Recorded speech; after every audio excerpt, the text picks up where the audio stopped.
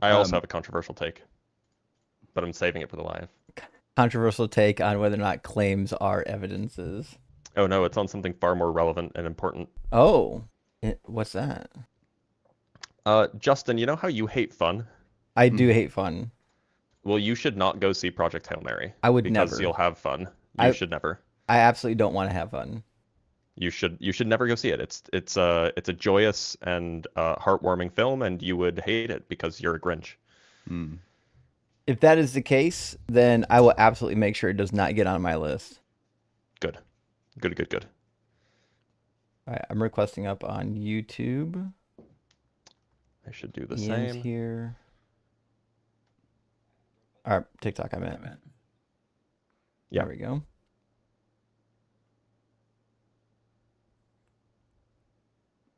Ian, yours dropped. I don't know why.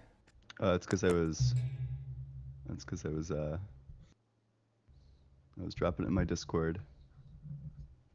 There we go. And then give me 1 second. I gotta do one more thing. What is Project Hail Mary about? It's about Ryan Gosling making a buddy in space, and then Making they Mm. a also have to what? like save the making a buddy. Oh, They okay. also have to like save their planets and stuff like this, but like it's not about that. Hmm. It's a buddy movie about Ryan Gosling and an alien. Doesn't sound terrible. It's like Alf. Not quite, Oh, unfortunate. but it's really well done. Okay. Well, hey, listen, we already have a guest in the guest box, which we don't really get one this early on, so I suppose we might as well grab them and get some conversations rolling. Friends, welcome in. Thank you for being here this Sunday morning. We should have hopefully a lot of good calls and fun in store, and got the whole gang right from the get-go. So let's grab Blank from our TikTok queue and hopefully have some super linear, good faith conversations if they connect. We got the loading dots of Impossible. doom. Yeah. Oh, I see them. Maybe. Maybe. Someone pray. Not so much. Hmm. Nothing. That, that's so sad. I don't know how long it's supposed to take for the whole prayer thing to be answered, but like There's a nothing on latency. my end. Our Lord in There heaven, is. if you can hear us, please let blank connect. Amen. Well, guess their connection's drawing a blank. Take care I of see what that. you did there. Got their ass. All Get right. wrecked. Shredded. Try RFG. Never to return. If you're watching on YouTube or Twitch, you can use the link on the screen to request up. It's tiny.cc/UA guest. You ain't got to give us your email address or sign up for anything. You just got to put the link in your browser, and it's clickable in the description of the video as well. Welcome in RFG. Are you at least 18? I am. And do you believe in God? I do. Awesome. Which God do you believe in? I believe in the God of Abraham, Isaac, and Jacob. So you're Jewish. I would say I'm Christian, non-denominational. Gotcha. Okay, so you're Christian. What do you think is a good reason to believe in the Christian God or any God at all? Well, I believe we're all spiritual beings. Like we're mind, body, soul, and spirit.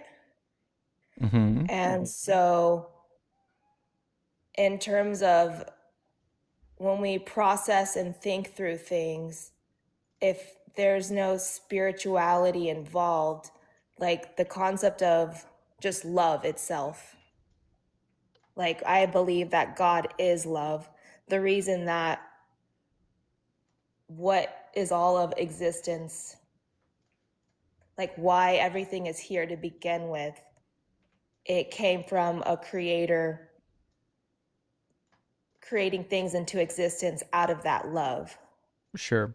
Well, we can start there. I think there are possibly three things we could address. I think the first thing is I don't know a good reason to believe that we are spirits. It doesn't seem to be any evidence towards that. Is there a reason why we would think that? So we're basing it off of what we can see or what we can feel, or what are you basing that off of? Like you have to see it to believe that you have a spiritual sense within, or that there is something spiritual. I guess we have to break down like what is spirituality. But what I'm saying is we have no reason to believe in spirits. Like there's no evidence of them, and all the evidence that we do have would point towards the fact that spirits don't exist. I think if something is completely immaterial and invisible and timeless and spaceless, we're just describing something that doesn't exist. Okay. Do you believe like, you know how like people may see it as like ghosts or demons or just things that happen that people may claim, whether you've experienced it or other people have experienced it, that there has been spiritual activity, that's what they claim it to be, in their house, um, or even basically like there's a dark, I guess we can enter like the conversation of, is there good and evil, the dark and light, not in a science sense, but in this sense of how do I describe it? This seems unrelated to whether or not there are spirits. Oh no, they are related, because there's, as far as like the belief of that there's a God, there is a claim of good and evil, and the angels that are fallen because of their choices, No, I and understand that, but like Satan for example, himself. you could Yeah. not think that any spirits exist at all and still think that there's good and evil. Well, yes, and I would ask that person, okay, break down, why is there good and evil to begin with? Like where Yeah. did that claim come about Yeah, there's good and versus evil because that people have reasons for action, and there's certain things that everybody has reason to do. You know, everybody has reason to live and let live because they would want other people to allow them to live and let live. You know, Mhm, logical consistency demands that we be consistent. Uh, mhm. that's why good and evil exists. Yeah, but that turns into subjective, and to No? what person defines that as like, to what extent is that good, or to what extent is that evil? Well, my evil is different than your evil, so that allows the okay for me to do what I do as I please, versus there is a standard of what is good and what is evil and what we should do and what we shouldn't. But if we're Mm. not under that kind of like baseline, which I'm basing my baseline as whatever God says, that is what I follow, Yeah. versus like I'm going to live by my own means, and whatever that means in the season that I'm in, how I feel, I'm going to follow. In the next season, I might think this is okay. That's not now okay. And I'm going to follow that means, you know? Yeah, So, like I and totally that's where agree. it, Like ethics on your view would be subjective because it's just God's opinion, but ethics on my view are objective. You know, the standard that everybody is intrinsically valuable and that you need to treat everybody as being intrinsically valuable is an objective standard. You know, you need to respect other people's autonomy, otherwise oh, there's no for sure. reason for them to respect your autonomy, and that's an Oh, objective standard. yeah, I know. I do agree when it comes to my belief, like of following God and what he asks. I believe like God asks us to follow what he has said, is because to basically, it's like I see him as a father trying to protect me from doing things that, like, for example, having sex before marriage. Um, this is something that I'm just going to outrightly say, like, I did not follow this in the beginning, but it came with a lot of heartache, um, having sex before marriage, because you don't have this level of commitment to each other first and foremost before getting into something physical, which I believe that physical experience is actually also something spiritual. Not to start opening that box of spirituality again, but we can go Mm. back there maybe later in conversation. But that Well, I think like experience with that's a great someone, example. You're giving a great yeah. example of something that I think is absurd. The idea that you wouldn't have sex with somebody before marrying them to me is crazy. Why would I want to Okay. marry somebody that I've never had sex with? What if on our wedding night we find out that we're like completely incompatible and then I'm stuck with this person having bad sex for the rest of my life? You don't need to Well, have sex on the first date. What you could do is like wait several yeah. months until you love the person and have a deep, meaningful connection with them, and then you could have sex with them.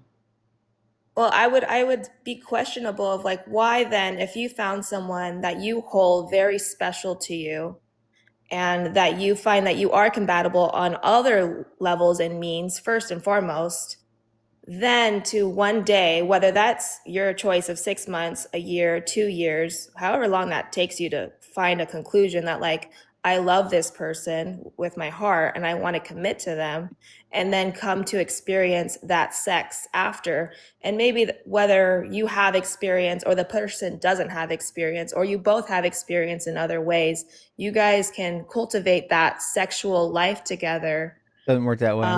Together. It doesn't work that way. It No, doesn't work trust that me. way. I was a Christian for 20 years, and that's the kind of nonsense we used to talk about. And then I Okay. became an adult, and it turned out it didn't actually work that way. Like Yeah, like what if your What do parts you just mean don't by fit it? together It didn't well? work that way. What if your Um, parts just don't fit together well? some yeah, people, true. yeah, some people have like actual physical issues that prevent you from enjoying it. Some people have mental and emotional problems surrounding it. You don't just get to, you can't just decide, on your own that you're Oh, going to. I'm not expecting this perfect. Like it needs this is like you're involving now expectations, and that can override like the enjoyment of loving this person. No, my Like, point is like you can't just assume that once you get yeah. married you'll figure the sex part out. It doesn't always work that way. Does it work that way sometimes? Yes, sometimes it can, but it doesn't always work that way. And I think it's too big of a risk to leave, up to the universe to decide for you. But Yeah. as fun as this conversation is, I don't think we should be having a half-hour conversation on whether or not we should be boinking before marriage. I don't know if that gets us anywhere. I'm much more Okay. interested in the God topic. And Okay. Yeah. Let's bring it back. so we were talking about spirits. We can't see a good reason to believe in spirits. You brought up like ghost stories. I'm pretty familiar with ghost stories. I grew up in an area that's kind of known for we had an orphanage that burnt down and people travel from far away because they claim that ghosts are haunting the old burned down orphanage. It is kind of a landmark.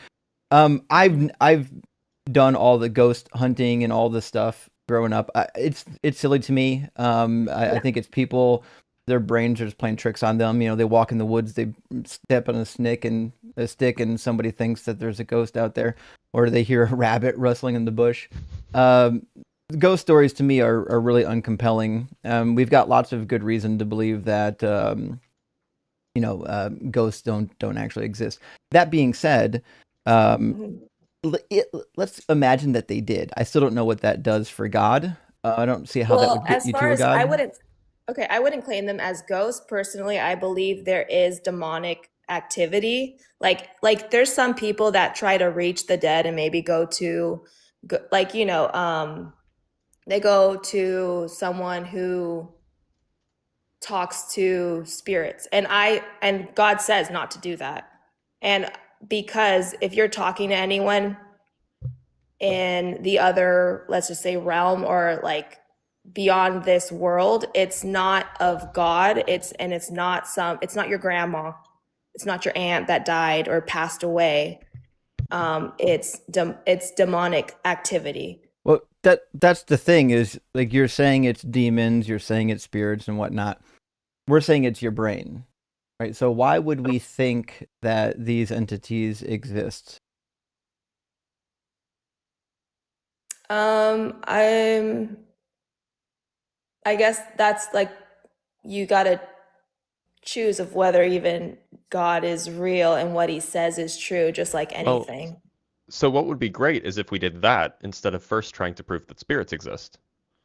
Okay, yeah. So go ahead. So let's go back. All right.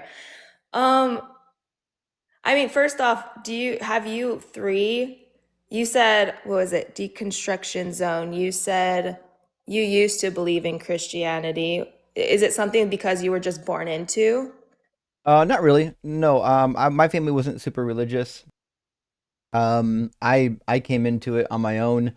I had a religious background of some nature. I went to Catholic school growing up. I had 12 years of that. I was in a small town in America, which is typically mostly Christian. So it was like cultural, like everyone around me just kind of believed it. So when when I started to come of age, I already kind of generically believed in it before I started taking it seriously. But that being said, there's not a lot of good reason to believe that Christianity is true or that Islam is true or any of the other religions are true. I think a lot of people believe that these things are true because they grow up believing that they're true and then they never bother to question what they learned growing up. But once you start asking even the slightest amount of pushback questions, these religions fall apart pretty easily. And I think Christianity falls apart especially easily because even just like a basic knowledge of the Bible will yield all kinds of problems. You'll find that it messes up history. It contradicts itself in a bunch of different places. It contradicts its own theology, like the idea of heaven and hell and the afterlife is kind of contradictory depending on what parts of the Bible you're reading. And I think for me, the most contradictory thing in the Bible is just the claims made about Jesus. Like if you look at when it says Jesus fulfilled X, Y, and Z prophecy, if you just go back and read those prophecies, it's actually pretty clear he didn't fulfill them. What do you like? Which ones would you say he didn't fulfill? Well, I would say all of them, but I think if you want to get the most bang for your buck, I would go to Matthew chapter 1 and Matthew chapter 2. You'll find probably about 8 different prophecies there, and it turns out none of them were actually fulfilled in Jesus. And not to make Isaiah chapter 7 the whipping boy, but Isaiah 7 gets brought up a lot in this context because in Isaiah 7, it says something that the gospel author just flatly kind of, I'm not going to say lies about, but clearly just misunderstands. So, in regards to the virgin birth, it says, "Look, the virgin shall become pregnant and give birth to a son, and they shall name him Emmanuel," which means God is with us. That's what Matthew says. But if you go to where that shows up, which is Isaiah 7, it's pretty clear that this is not about a Messiah or a virgin birth of any kind. So the chapter starts out simple enough. There's a war between the northern Israelites, the Arameans, and the Judeans. The northern Israelites made an alliance with the Arameans. That's the northeast tip of Israel, is where the Arameans live. So they're like, hey, let's go attack Judah. Let's depose King Ahaz and put somebody else on the throne. So that's what you find in the opening paragraph, is that they attack Judah, and the king of Judah is like, oh no, this is really scary stuff. Our kingdom might fall. So God sends the prophet Isaiah to him twice. The first prophecy ends in verse 9, and he says, if you don't stand firm in your faith, you won't stand at all. And then the second prophecy comes when Isaiah goes back a second time to the king of Judah, this Ahaz. And this is where the quote comes from. So this is 730 years before Jesus. It says, again, the Lord spoke to Ahaz, saying, ask a sign of the Lord your God, and let it be as deep as Sheol or as high as heaven. But Ahaz said, I will not ask, and I will not put the Lord to the test. So God's like, listen, ask me for a sign, I'll give it to you. Well, obviously, because he wants to reassure Ahaz that he's going to support him during the war, right? It says, then Isaiah said, hear then, O house of David, is it too little for you to weary mortals, that you weary my God also? So he's like, listen, God's asking you to ask for a sign and you're rejecting it. Like, what's wrong with you? Then he says, therefore, the Lord himself will give you a sign. So I said, okay, if you want one or not, it's irrelevant. I'm going to give you a sign anyways. Look, the young woman is with child and shall bear a son and shall name him Emmanuel. He shall eat curds and honey by the time he knows how to refuse the evil and choose the good. For before the child knows how to refuse evil and choose the good, the land before whose 2 kings you are in dread will be deserted. And then he tells you how he's going to make that come true. It says, the Lord will bring on you and on your people and on your ancestral house such days as have not come since the day that Ephraim departed from Judah, the king of Assyria. So he's saying, listen, the king of Assyria is going to come down and he's going to wipe out these 2 kingdoms right before you. He's going to give you a hard time as well, but you're going to survive it. So the prophecy seems to clearly be about a child that's already been conceived during the reign of Ahaz. And by the time that child is old enough to know right from wrong, which is typically 13 in this culture, about 12 or 13, you're a minor until you turn 13. Then that means the prophecy would have been only good for the 13 years. And if you look at the next chapter, the prophecy actually comes true within that time period, actually within just a couple years. So there's nothing in here about a virgin birth. There's nothing in here about Jesus or a Messiah. Matthew's just kind of making stuff up.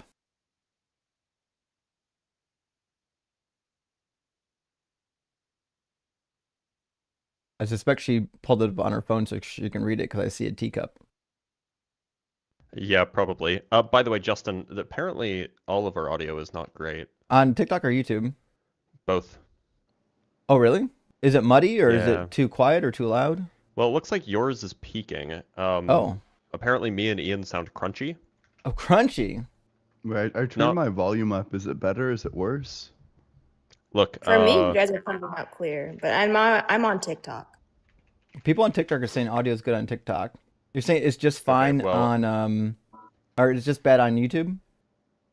maybe. I'm looking for reports. Okay, audio seems okay, so maybe it's resolved now. I hear people saying audio is fine. Yeah, I think it probably is. I think it was probably like a temporary thing. It could have been. I see right now, and this is only true for Blitz and Ian. Mine's got green bars, but I show Blitz and Ian's audio video is going back and forth between green and yellow bars right now, which is not my favorite thing. So it might be. Actually, TikTok is saying it's muffled. Ian and Blitz are slightly muddy, but not noticeably. Interesting. It's like listening in 480p. Yeah. So I mean, it actually. It could just be a connection issue. It could be. I'll double check my my speed real quick. I was hearing you guys not muffled, but a little bit quiet, and I wasn't sure if that was a Video Ninja situation or if it was something else. I'm checking my upload speed right now is really good. I'll check my downloads. It's going to hit my downloads. Or I'm sorry, my download speed is good. It's going to hit my upload speed here in a second. Upload speed's great. Okay, so it's not connection issue. It's got to be the Video Ninja server. Give me 1 second to check your audio settings. See if I can default it to high def audio.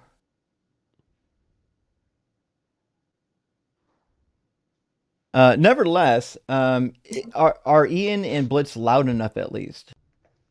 I don't think volume's an issue. The real criteria. It's interesting because most people on the chat is saying that the audio is actually good. It must be just for a couple people. That's weird. Yeah, really hard to say. Your microphone, Ian, is set to the Rodecaster Duo, so it should be picking up the right microphone, right? Yep. Okay. Indeed it is, yeah. Okay. That's weird how only a tiny fraction of the audience is saying it's a problem. Why is it okay for most people but not everyone? Oh well. Magic. It was the spirits. It was the spirits, yeah. I really do have to get my instance of Video Ninja set up on my virtual private server, so we don't have to rely on the Video Ninja server. I think that is a possible problem. Yeah. Anyways, RFG. We read through Isaiah 11. Did you kind of catch the problem? I wonder if you're off the app, RFG, if you're off the app, we can't hear you. You got to be on the app. Oh, sorry. Okay. If you could actually quickly verify why you're saying it's not the virgin. I'm not catching why it's saying that. No, I'm not.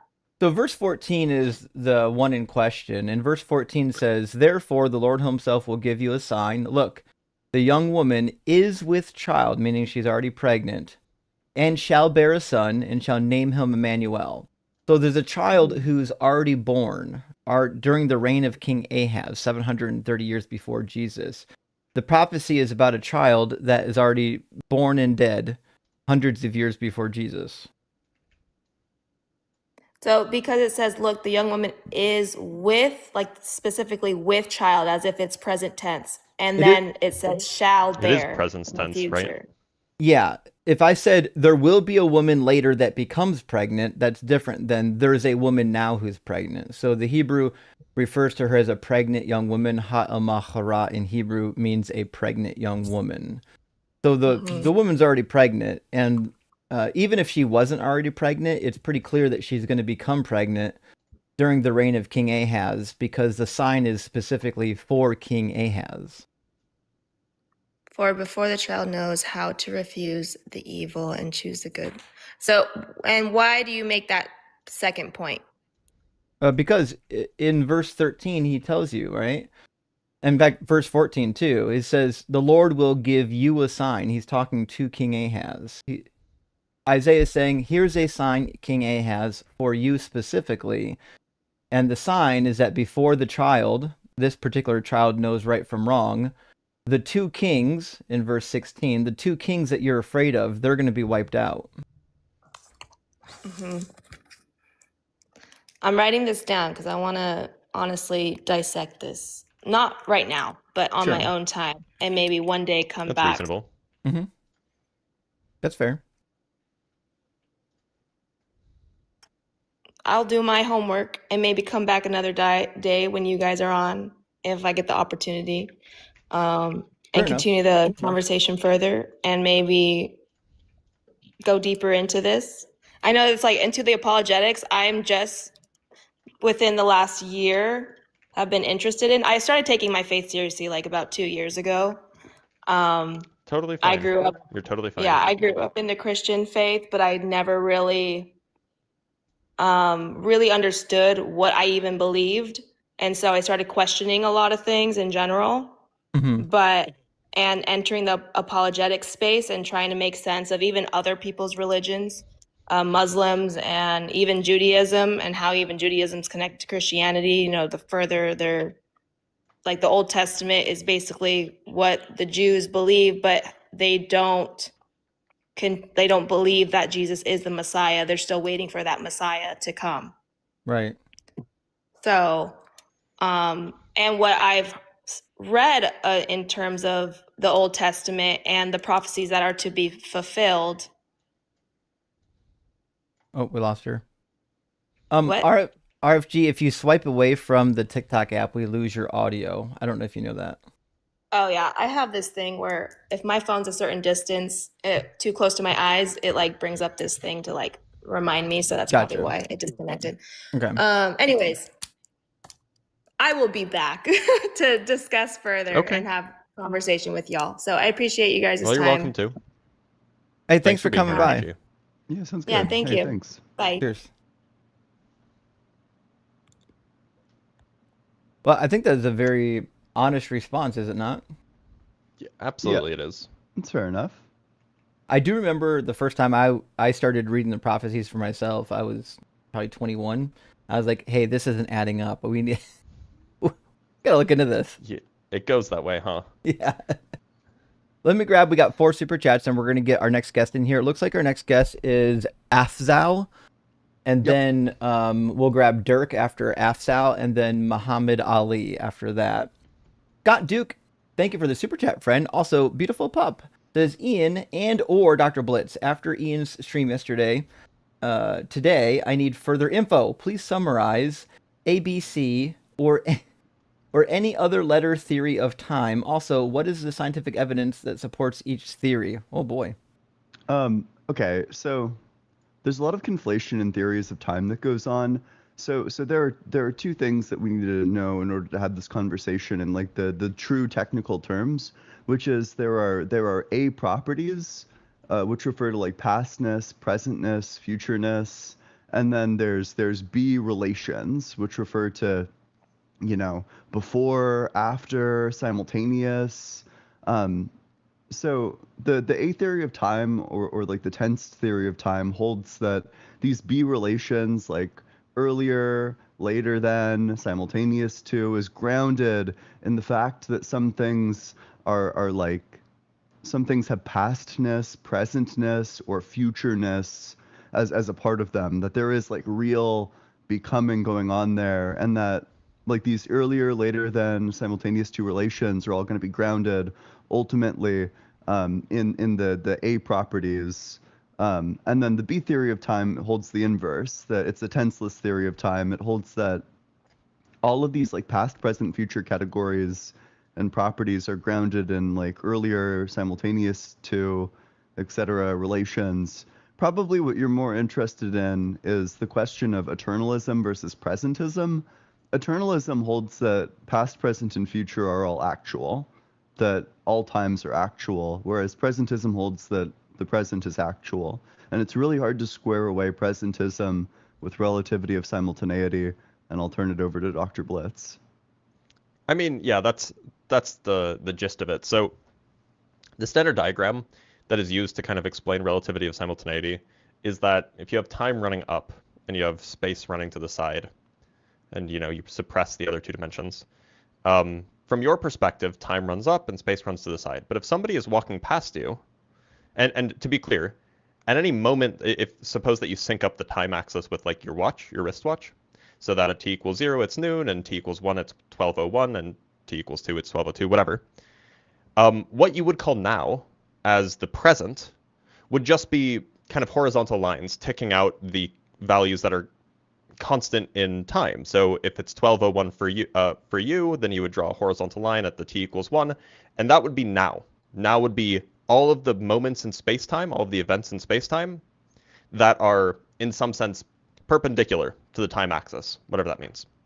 Now, the trouble is that if somebody, so your now is well-defined, fine. The trouble is if somebody's walking by you at some speed that's not 0, then their now is tilted. This is the whole business with relativity of simultaneity. And so what that means is that from their perspective, what they consider now might be,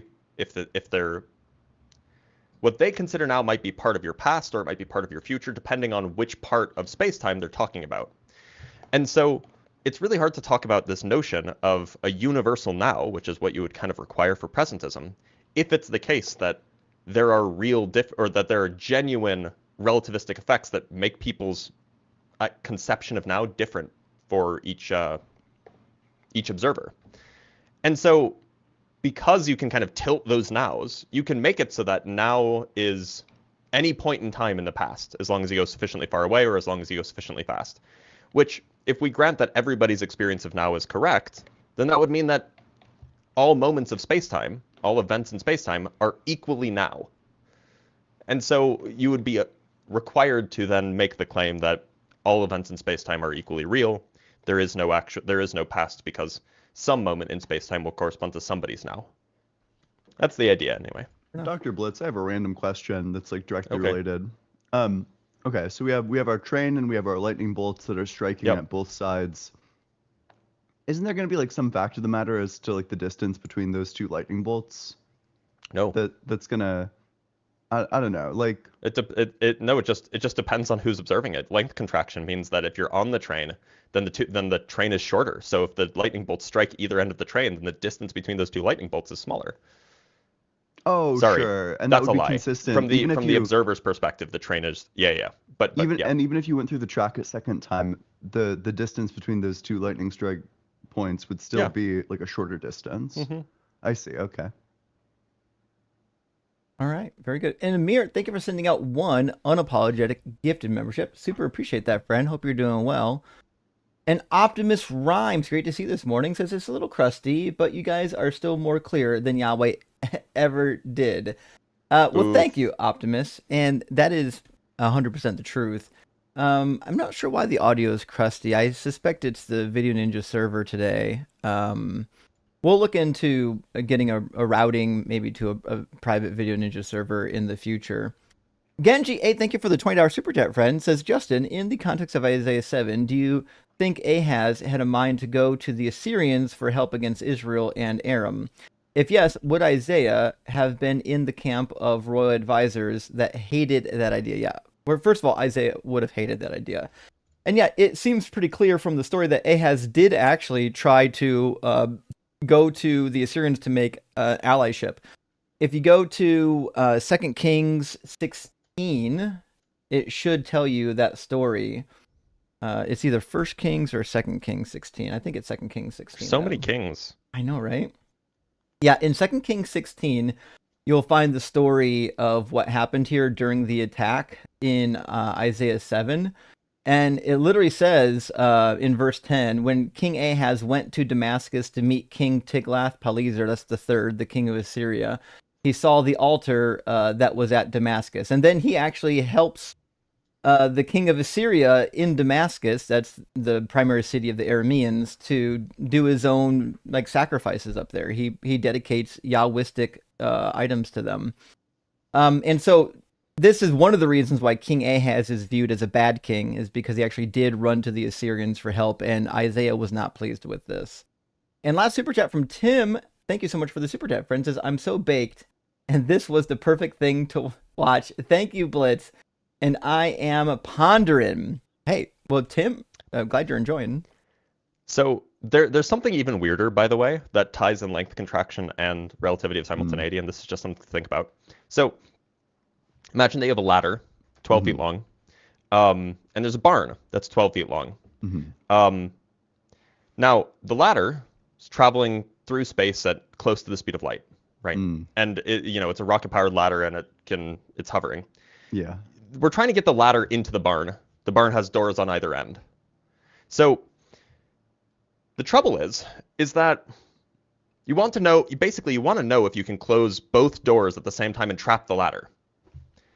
Now, from an outside observer's perspective, of course you can. Once the ladder gets in, stop it. The ladder will be shorter, in fact, because of length contraction, and then you can close both doors on it. But from the ladder's perspective, the barn is shorter than 12 feet. So how does the barn fit in to, or how does the ladder fit into the barn with both doors closing at the same time? That was able to happen from the observer's perspective, but somehow it seems like it shouldn't be able to happen from the ladder's perspective. And the solution is that from the ladder's perspective, the observer wasn't closing both barn doors at the same time because of the relativity of simultaneity. Those two things happened at the same time from the observer's perspective. They happen at different times from the ladder's perspective. So from the ladder's perspective, one end of the bar closes and then the other end of the barn closes at different times. Weird. Yeah. Good explanation. All right, let's get Afzal in here, and then we're going to get Dirk after that, and then Muhammad after that. 1 second to bring in guest. How you doing, Afzal? Are you at least 18?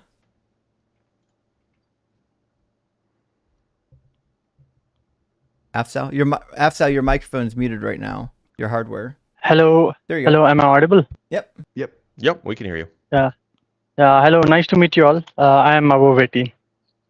Awesome. And you believe in God, I assume? Yeah, I am a generic theist, so I don't hold to any particular religious worldview. But yeah. Okay, so you believe in like a generic God? Yeah, you can say I have a specific conception of God in mind. I mean, I can explain if you want. That's fine. What makes you think that God exists? So my reasons for believing in God. So I have an argument. I'll broadly outline the structure of the argument. I mean, Dr. Blitz knows about it. Like last time I. Yeah, I'm just gonna let. I'm not gonna intervene. I'm just gonna let you guys. Sure. Let you guys do it. Right. I'll try to outline the structure of the argument, and then I'll try to. So my argument would be kind of inference to the best explanation, and I think God as something like a hypothesis about fundamental nature of reality. So I will try to give some data points that will best explain, and the hypothesis of God will try to best explain the data over other competing hypotheses. So I will try to give some kind of a null hypothesis, and if you guys want, you can give your pet hypothesis about fundamental nature of reality, and then we can compare to just have a dialogue. I mean, I don't have like 100% credence in the belief in God, but I just have slightly above 50%. So I would like to discuss with you guys about this. So my reasons. So the data points are like I have divided them into broadly 3 categories. So one is the fine-tuning data. Second would be data related to irreducibility of mental properties. and third would be focusing on arguments against specific version of naturalism. So you might have heard about Sean Carroll's idea of core theory, which is very popular in standard model of particle physics. So I think if there can be made good arguments against the core theory, we will have some kind of a you can say some kind of a scope for explaining some data point that can only be explained with God and or best explained by God and that cannot be explained by core theory. So that would be my broad categorization, and I would like to infer from these data points, if it works, that there will be something like a broadly a perfect being theology, perfect being theism. And I would like to specify, I mean, I don't have a very specific maximally great being conception, but yeah, that would be the broad structure of the argument. And you can tell me if the structure of the argument you're fine with, and we can discuss one by one the data points. Yeah, that's fine. Yeah, we can talk about the data one by one. So Yeah. in terms of the fine-tuning data, do you hold like a Bayesian view of this? So I don't take Bayesian view because I am not very well versed in mathematics about it. I just take like the possible explanations of the fine-tuning data, and then what would best explain the fine-tuning data. Like last time we were discussing about the possible explanation could be some kind of metaphysical necessity, chance hypothesis, multiverse, or some kind of an external agent that would constrain the possibilities. So something like that. Yeah. Why do you think And then God explains the yeah. fine-tuning data? Yeah. So so my understanding of fine tuning, and obviously Dr. Bliss can correct me, is that there are fine tuned parameters like constants and initial conditions that are very sensitive. So in the sense that if there is a very small, if only small range of value allow for any kind of interesting phenomena or any kind of life, and this is very sensitive.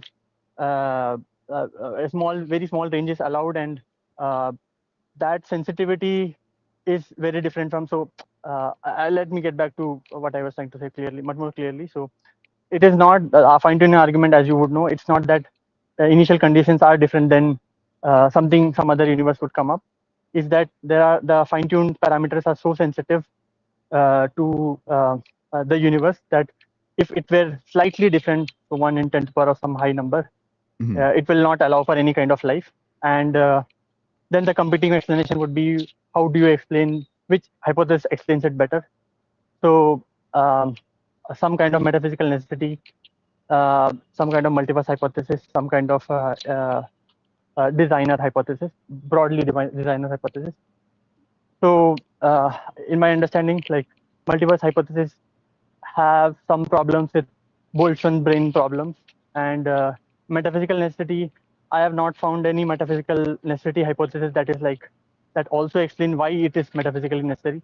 So that is like slightly shifts the probability towards, you can say, designer hypothesis, broadly designer hypothesis. Well, wait, but So what do why you? would we think that the design hypothesis explains it at all? So okay. Like, why does the designer want fine-tuning? Yeah. So my understanding of a designer is a kind of an intentional agent, and in our background knowledge, like how you and me and other intentional agents work, when we work, when we want to make some kind of stuff like that has to do something, we what do we say? Um, Given all the possible, so for example, let's just say I want to make a house. So I made the house with like bricks and wood, and I have made it in a certain arrangement with certain orientation, considering all the external environmental conditions, stuff like that. So to so for the house to exist, the conditions has to be are very sensitive. So like if I did not make the right brick, or I did not use the right kind of wood, or I did not keep them in the right arrangement, the house would be pretty bad. So generally, in our background knowledge, if I'm right,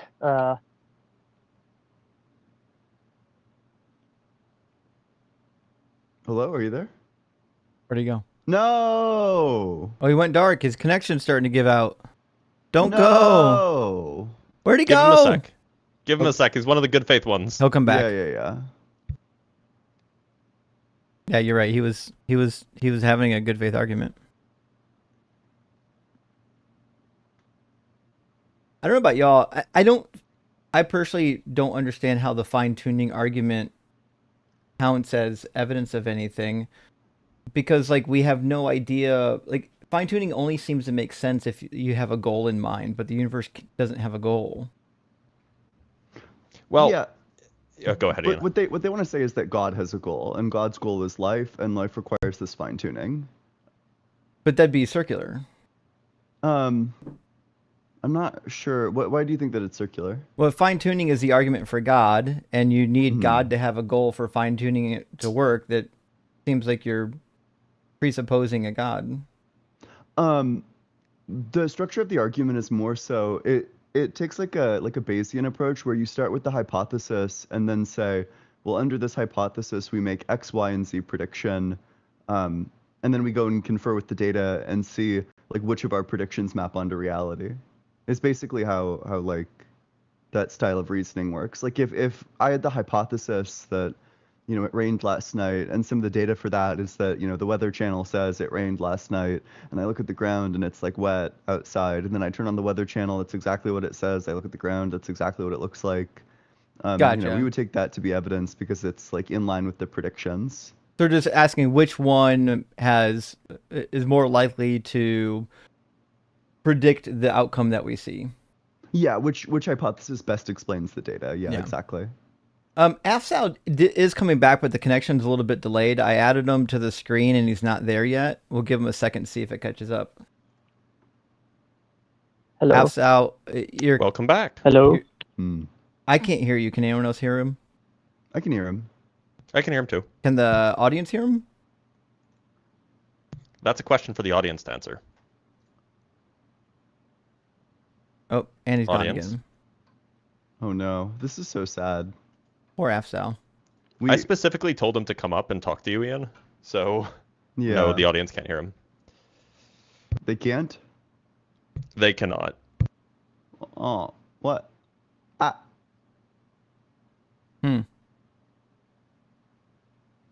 It seems like that this live stream is not finely tuned. Yeah, is I was about not. to say. God untuned our live stream. I'm getting opposite answers from the audience. I know. Oh, As- I heard him. I don't know. Oh, I don't that know was what to make guessed. when people Yes, are okay, they heard him. alternating No, yes no, and people are just stupid. That's all. I just don't know what to make when the answers are yes, no, yes, no, yes, no. Right. I think Afsal is trying to reconnect, but it looks like the connection failed. Afsal, you might have to actually get some Wi-Fi. Your connection was bad even when you were connected. It was kind of hard to hear you.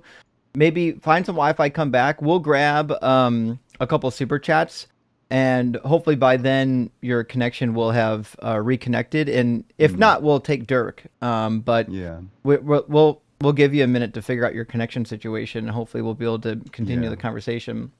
Contra Deity, hey, thank you for the super chat, friend. Says, y'all's contribution of dialogue and debate to our world matters a great deal. Thank you so much for all the time you put in. Happy Sin Day, rock hard for Doug. Well, thank you, Contra. Really appreciate that. And we are trying. We're trying to move the needle. It takes a little bit of time. And Genji, thank you so much for the $15 super chat. It says, in the British Museum, love the British Museum, there's an Assyrian relief that depicts Ahaz bending the knee to Tiglath. Yes. Yeah, or in I love the British Museum. I mean, I get that like all the stuff is stolen, Yeah, but well. it's still so cool. And you get to see that one inscription with the guy complaining about copper. Yes. Well, they're digitizing a lot of stuff too. Like I've 3D printed a bunch of stuff from the British Museum now, and they're a really cool museum. Anyways, yeah. So they do. They've got the relief of the biblical pole event. They named him Tig or Pole in the Bible sometimes. If you make it over to London, go check out the Assyrian reliefs, especially of the Siege of Lachish. Definitely will. And I would also recommend, if you're in the Midwest USA, you can check out the Oriental Museum in Chicago, connected to the Chicago University. It's not as good as the one Disavow. in London, but I it's really good. disavow. Wait, I what? disavow. That's the You name of cannot it. say that word. Oriental. Disavow. You can't say Oriental. Ah, disavow. Disavow 3x. When did Oriental become a bad word? Disavow. Stop saying it. Stop. That's the name of the museum. It very well may Disavow. be. Stop saying it. It's called the Oriental Institute Museum. Disavow. I disavow. Okay. Yeah, the Osler Museum. All right. We're canceling Chicago. Anthony. I mean, look, it wouldn't be the first time. No, it would not actually. Anthony says, "You don't know science, you idiot." You're crashing out. Albert Einstein, 1937. Definitely Yeah, Albert. Famous quote. It's a quote from Angel Investor. I had a debate against him the other day. I It was watched so that. funny. He's It was wild. so funny. All right, I think Afsal came back. Let's see if we can get Afsal back into the conversation. Welcome back, Afsal. Well, thank you. Sorry, I got disconnected. There was a call and my internet got Sure, disconnected. sure. Makes sense. Dial up, Yeah. you know. Yeah. Okay. So you were saying, Ian was saying something, I guess, regarding what Yeah, it does not explain anything. Yeah. Okay, so your explanation was basically that, well, we have prior knowledge that it's going to require like a good amount of precision. When we see a good amount of precision that goes into something, we should assume that it's a designer because a good amount of precision is required for it. The problem is, I don't think that under the God worldview, and also the worldview that you're committed to by saying that there are irreducible mental properties, I don't think that this is compatible with the view that life requires a good amount of precision, because presumably God could have made life with literally any constants at all. That if the constants were different, atoms themselves wouldn't form, there would be no molecules. But that's there would be molecules, but there would be no atoms. Or wait, fuck, am I stupid? Are molecules the Yeah. one that's multiple atoms? Yeah. I'm dumb. I'm sorry. There wouldn't be molecules It's and there okay. wouldn't be We atoms, forgive you. but there would be particles. That's what there would be. There would be like electrons, photons, etc. And from there, God could just imbue all of them with minds and give them like deep, meaningful experiences with each other, which means that fine tuning is not necessary for God's goal. Okay. That's a good point. So my counter argument would be here that okay. So your argument is that a God hypothesis predicts this kind of world, whatever you suggested, better, much stronger prediction is made by the God hypothesis than the world that we see right now. That is why it doesn't explain anything, or am I right? My point is that the God hypothesis doesn't predict fine tuning. That we have no reason to expect fine tuning under the God hypothesis, because God could create, if what God wants is life, if what your claim is that it's finely tuned for life, well then you could have life under literally any set of constants on the God view. Okay. I suppose this is like an internal critique. Yep. Yeah. Yeah. Okay. Okay. This is a difficult question. Let me think. So, okay. So, do you know about like what is your opinion about psychophysical harmony? If you have heard about it. I've heard of it. I haven't looked too deep into it. I hold to physicalism, so I'm not really sure what the problem is. But also, let's say that there's like some psychophysical laws. Presumably, in the evolution of the brain, it's just going to select for whatever produces like the relevant sensation that, you know, the brain is going to evolve. And let's say there's like some configuration of the brain such that it will produce like a feeling that we're averse to. Well, presumably the brain is just going to evolve to fire those signals to produce that brain state when we're in scenarios that we should be averse to. Right. So, just trying to understand your background worldview. So, do you think there is a distinction between mental and physical, in the sense conceptual distinction at least? A conceptual distinction? Yeah. Just epistemic distinction, in the sense that first-person subjective properties are different than third-person objective properties. Ooh, I don't know why I would think that physical doesn't include first-person subjective properties. So you are you saying that there is no conceptual difference at all, in the sense that distinction at all? concept of physical includes the concept of mental, or the way I have defined, like third person objective properties and first person subjective properties. Yeah, I don't know why I would think that these things are like non-physical or like yeah, I mean I think it supervenes on the physical, so yeah. Right. So what I'm making, I think I'm making a very modest claim. I'm not trying to say that there is a metaphysical distinction and these are two different kind of stuff, substance dualism or anything like that. I'm just saying that there is an epistemic distinction or conceptual distinction between what do we say, first person subjective properties and third person I objective agree with properties. that. Like I agree there's a yeah, difference between like first person subjective properties and third person objective properties. I just don't know why I that's would what. think that I don't know why I wouldn't say that both of these things are physical though. Yeah, that's fine. That's fine. I just wanted to know your background. Yep. So, do you think there is good reason to believe? I know I am shifting towards a different argument. Just That's okay. wanted to know your background as a background worldview so that I can make a better argument because the thing that you have argued about, like basically you have said that mental states, if they can be realized in any kind of physical state and they are not constrained at all, uh, that would be better predicted by God hypothesis than this kind of world, if I'm understanding correctly. So I just Well wanted to know, like, mental. Yeah. yeah, so to clarify, my critique of fine tuning is like this. So the fine tuning argument, how it typically goes, is you're Right. making the claim, life is expected under the God hypothesis. Life requires fine Right. tuning, therefore fine tuning is expected under the God hypothesis. What I'm Right. critiquing is the idea that if, like, under the God hypothesis, that life would require fine tuning, because you could have life like Right. God, the the universe could literally just be a bunch of like electrons flying around, and then God could just give all of them life and minds and like deep subjective experience.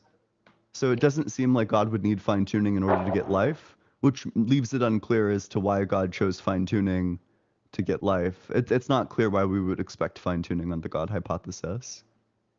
Okay. So you are saying that there is no reason to expect fine tuning at all in the God hypothesis. Yeah, if what God wants is life, if that's the Okay. thing that's expected, that we're reasoning, like therefore fine tuning is expected because God would want life and life requires fine tuning. I reject that life would require fine tuning on the God hypothesis. God should be able to Okay. create life in literally any configuration of the universe. Okay. Okay, that makes so. I will have to give my specific model of God to maybe give this argument because if generic designer hypothesis won't do well given your counter argument. So give me some like 2 minutes or something to explain my specific Hmm. model of God. Sure. So yeah, so I hold to something similar to perfect being theology, but even if you are like a axiological anti-realist, I can make a different kind of a perfect being theology without with axiological anti-realism. So I will start with the idea of an agent. So an agent would be something that does stuff rather than something happening to it, right? And as opposed to an event, right? So Wait, sorry, can you and give then your I would like definition of to agent describe. again? Yeah. So agent is what does stuff, like in the sense it does things, and as opposed to an event that where the things happen. And that's a Sure. very Okay. not a very concrete definition, but just for working definition Yep, sure. for So the discussion. I guess I interpret you as saying that you're saying agents take intentional action. Yeah. I mean, there can be non-intentional agents also, but Uh, sure. I sure, mean, that sure. could Okay. include agency. Yep, that's fine. Okay. So and then yeah. So then I would like to define rationality. So the rational agent would be an agent that is like committed to being rational, and perfectly rational agent would be always rational and never irrational. So here rationality, I don't think you have to define in the realist sense. You can just take instrumentalist rationality, and whatever the goals the agent has, it has to be committed to the rules of inference, and it cannot break the rules of inference to decide whatever the values it's going to take or whatever the decision is going to make and actions is going to beliefs it's going to have and actions is going to take. Okay. So yeah. So I don't know whether you are aware of the transcendental arguments for in ethics. I'm not talking about transcendental argument for God. I know it's used much more in the philosophy of religion space, but transcendental arguments in ethics. So broadly, transcendental arguments in ethics are broad kinds of arguments that work with the idea that there is some precondition, some fact about rationality that demands that you have to be ethical. So precondition for Wait, rationality. you can probably skip this. Like, I actually agree with this. Like, I'm a moral realist, Yeah, and that. I fall under like a broadly like Kantian view of this. So I already like agree with all of Oh, this. yeah, that's very nice. Yeah, that would make my job much easier. So, you would agree that an agent, intentional agent, perfectly rational agent, would have to have certain kind of constraints in its behavior. It would have to value other agents. Yep. It should treat agents as ends in themselves rather than means to an end, Yes. right? And the agent should also value truth uh, instrumentally also, and I don't know as ends in themselves, but at least it should value truth, because any kind of uh, uh, to value itself, it needs to know what it actually values and it does not value, and for that it needs to know the information about everything about itself and about the world. So it needs to value truth also to know about itself and to value himself. So Yep. I don't know whether that yeah, Yep. That right. all sounds So good. I agree with that. yeah. So perfectly rational agent would value truth, would value other agents, rational agents. And so since I have defined agency in a much more broader sense than intentional agents, so I think a rational agent would value all kinds of agents. So, and then I would like to add the idea of omnipotence. So omnipotence is conceived in a specific sense here. So whatever your goals the agent has all powers and no weakness to realize that. And the goals it has cannot contradict with the rules of rationality, and therefore it Yep. cannot be unethical in that sense. Yep. So I Sounds mean, good. Yep. since it is, yeah, since it is agreeing with a lot of background worldview, so it's much easier right now. Yeah. So, so given this conception of God, do you think does it explain better the or let's not say explain, like does it predict bit more? Does it make a better prediction than before about the fine tuning? Do you think so? No, because God could have agents under any configuration of the cosmological constants, right? So God could make electrons into intentional agents. So Right. the constants could be completely different, and then atoms themselves don't form.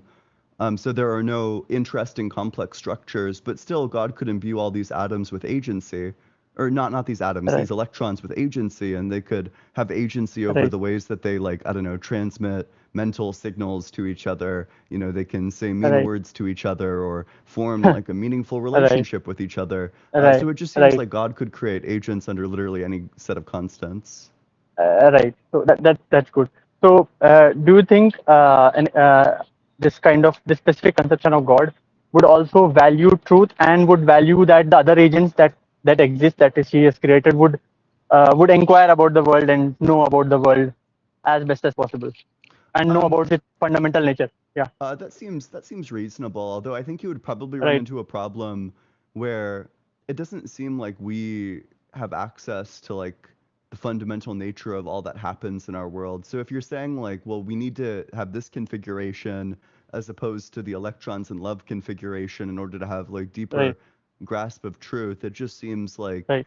it at that point it seems like we would expect like something that gave us even better insights into truth and reality. Right. So at least I have made my hypothesis a bit better. You would say that, right? Yeah, Even if yeah.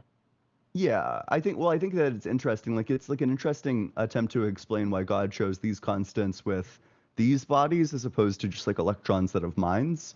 Right. Although actually, in the electrons with minds world, presumably they could have a better grasp of fundamental reality because there's like fewer Hello. things to know.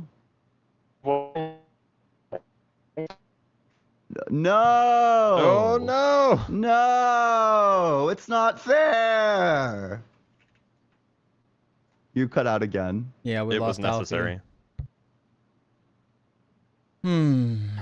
Okay. Well, he's coming back. That's sad. It is sad. Give him a second to reconnect.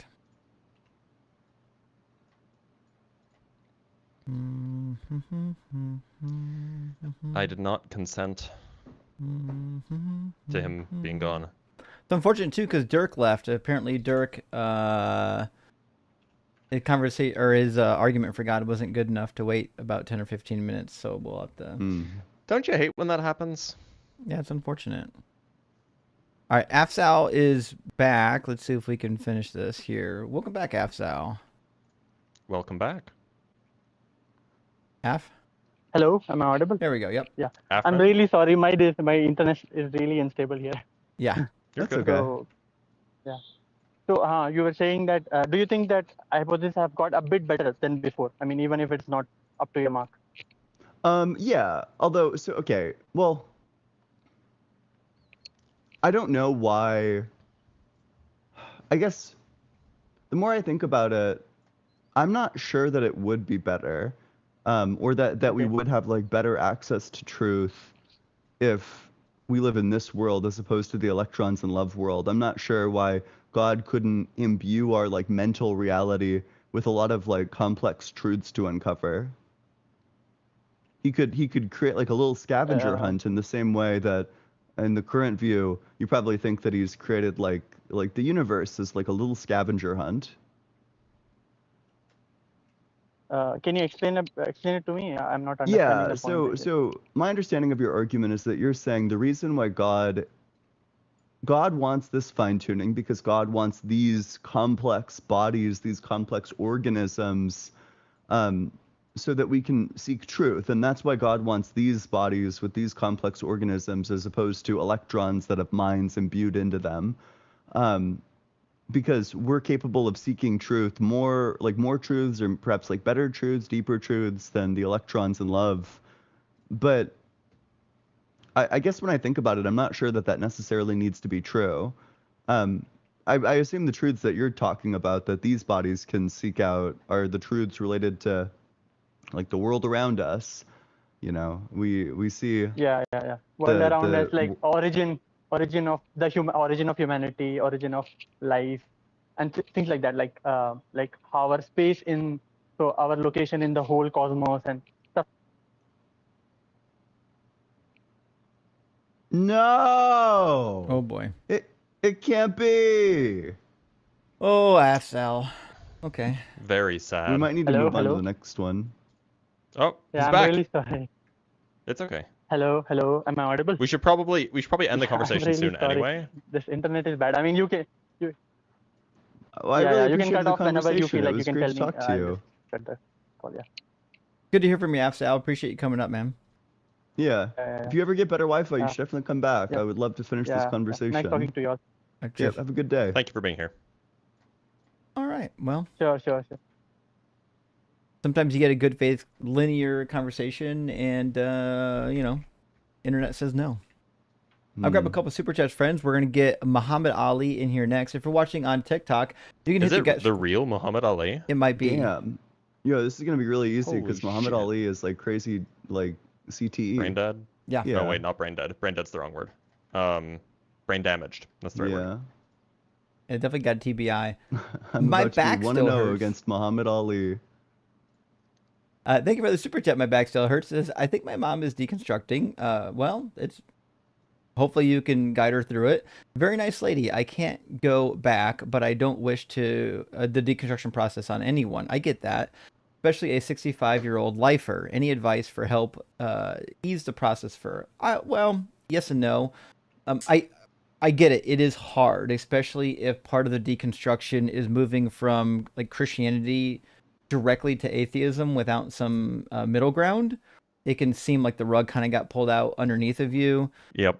One of the things, I can't say that I would recommend it because it's like, I don't know, replacing one bad thing with another thing that probably isn't true as well. But I know a lot of people try to find some middle ground first before getting into atheism by, we'll call it being a hopeful agnostic. This is like the Rhett and Link philosophy where they're like, listen, there seems to be no evidence for a God or an afterlife, but we can at least be hopeful for it. Like, we don't have to be nihilistic about it. That's a possibility. Or, you could do like the Britt Hartley thing where she recommends therapy, practicing mindfulness, spiritualism without God, that type of a thing. Or, I mean, to be fair, I mean, I recommend it a lot. I highly recommend talking to an actual therapist. They can give you some tools to deal with this, and also perhaps maybe, and again, I can't give you medical advice, but if it happens to be that the deconstruction process is too detrimental, that maybe she'll need some prescription assistance. There's no harm in that. I mean, there's a gigantic portion of the population that needs a little bit of assistance here and there, and there's nothing wrong with that. So I definitely recommend talking to a medical professional, an actual licensed therapist, and seeing what is the best option during the time period while you're figuring stuff out. I can't say for those of us who went through it already, it does get better, but the initial steps of deconstruction can be painful and daunting, and sometimes you just need some outside help, and there's nothing wrong with that. Zach, thank you for the super chat, friend. Says, does crusty audio imply the existence of uncrustable audio? Yes. Maybe. There is uncrustable audio in at least one possible world, so it means it's in all possible worlds. Is that how that works? Yeah. Yeah. I still don't understand how that argument works. Maybe we'll get to that sometime. Hassick Glass, thank you for the super chat. Says, the universe is fine-tuned for a civilization outside our observable part of the universe. We are just here as a byproduct. There's like a funny like Graham Oppie response to this where he says, like, to be clear, like, even if we grant the fine tuning that God has some reason to fine tune, like, we have no reason to think that it's, that he wants us, maybe he just really likes stars. True. Yeah, I've heard that it's fine tuned for black holes. Seems to be the case, yeah. But he definitely could just be a byproduct for sure. What's RLS? Oh, rock, lava, salt. Very, very good. Shouldn't it be SLS? Typically it's SLS, Stone but lava salt? RLS works too. That's true. I'll take that. Unless you're a really big fan of R.L. Stein, which I don't blame you. Goosebumps was pretty epic. Andy Halling, thank you for the super chat, friend. It says, Justin, do you pronounce your IN or do you treat them as silent? So I treat them as silent. I understand there was a period in history where the IN was like a guttural, where it actually did have some sort of effect. But for most of the Semitic languages that you're going to learn, it's basically silent. Also, do you think vocal schwas should be pronounced or ah? That's a good question. It depends. So when I was in school, a vocal schwa was typically pronounced like I. It's like the shortest I vowel in existence. But what I can tell you is, depending on what word it's in, sometimes it takes on slightly different characteristics. And the reason why this is because you got to remember, Hebrew, it was a spoken language long before it was a written language. And so sometimes like the way that something is pronounced has less to do with the way it's written and more to do with what was easier for people's mouths to mouth. And so putting these hard and fast grammar rules in place are helpful, but they're not always true. They're just kind of guides. So you got to remember, sometimes vocal schwas, like they can almost go unpronounced and nobody will care. So that's what I would say. I still try to pronounce the vocal schwa, like the short I vowel, What's if the difference possible. between a vocal schwa and a regular schwa? Okay, vocal schwa is pronounced. Isn't a regular schwa like a type of vowel? There is a vowel. All right, so schwa? Isn't it like the upside down E thing? Upside down E? Or the backwards E or something? Isn't that called a schwa? So a schwa is No, Blitz. No, I know what you're talking about, Blitz. Yeah, like I think you're talking about the same thing, like the sound that appears in like words. Okay, I'm not the Lulu. Okay, so there are silent and vocalized schwas in Hebrew. Oh, okay, that's the distinction you're making. What does it mean for there to be a schwa that's silent? Gotcha. Okay, so let me get my drawing board out. Maybe this will make a little more Haha, sense. you've been nerd sniped. Sorry, you did it. Achievement unlocked. Okay, so there's it happens quite often in Hebrew. We'll have like the beginning of a word, and it might start out with like a vav, Vav is Yep. like a prefix, could be like and or but. Hmm. And sometimes at the beginning of a word, it'll have a shva in front of it or below it. That's these two little dots. This is technically a vowel. Oh, schwa. Okay. Okay. You were I thinking thought you were Vav? referring to a schwa, which is a linguistic term for an Oh, sound, yeah. So, and is linguistically annotated with an upside down e. Okay, yeah. I know you what were you're talking talking about. about you Different. were talking about like the diacritic that's used to denote vowels in Hebrew. I gotcha. Okay. Talking past each other. You got it. Okay, so yeah, sometimes Yeah. sometimes this is actually pronounced as like a very short I vowel, but if it actually shows up, say in the middle of a word, so say you've got three different consonants and it shows up under the second consonant, sometimes it actually will get pronounced as a vowel and sometimes it won't.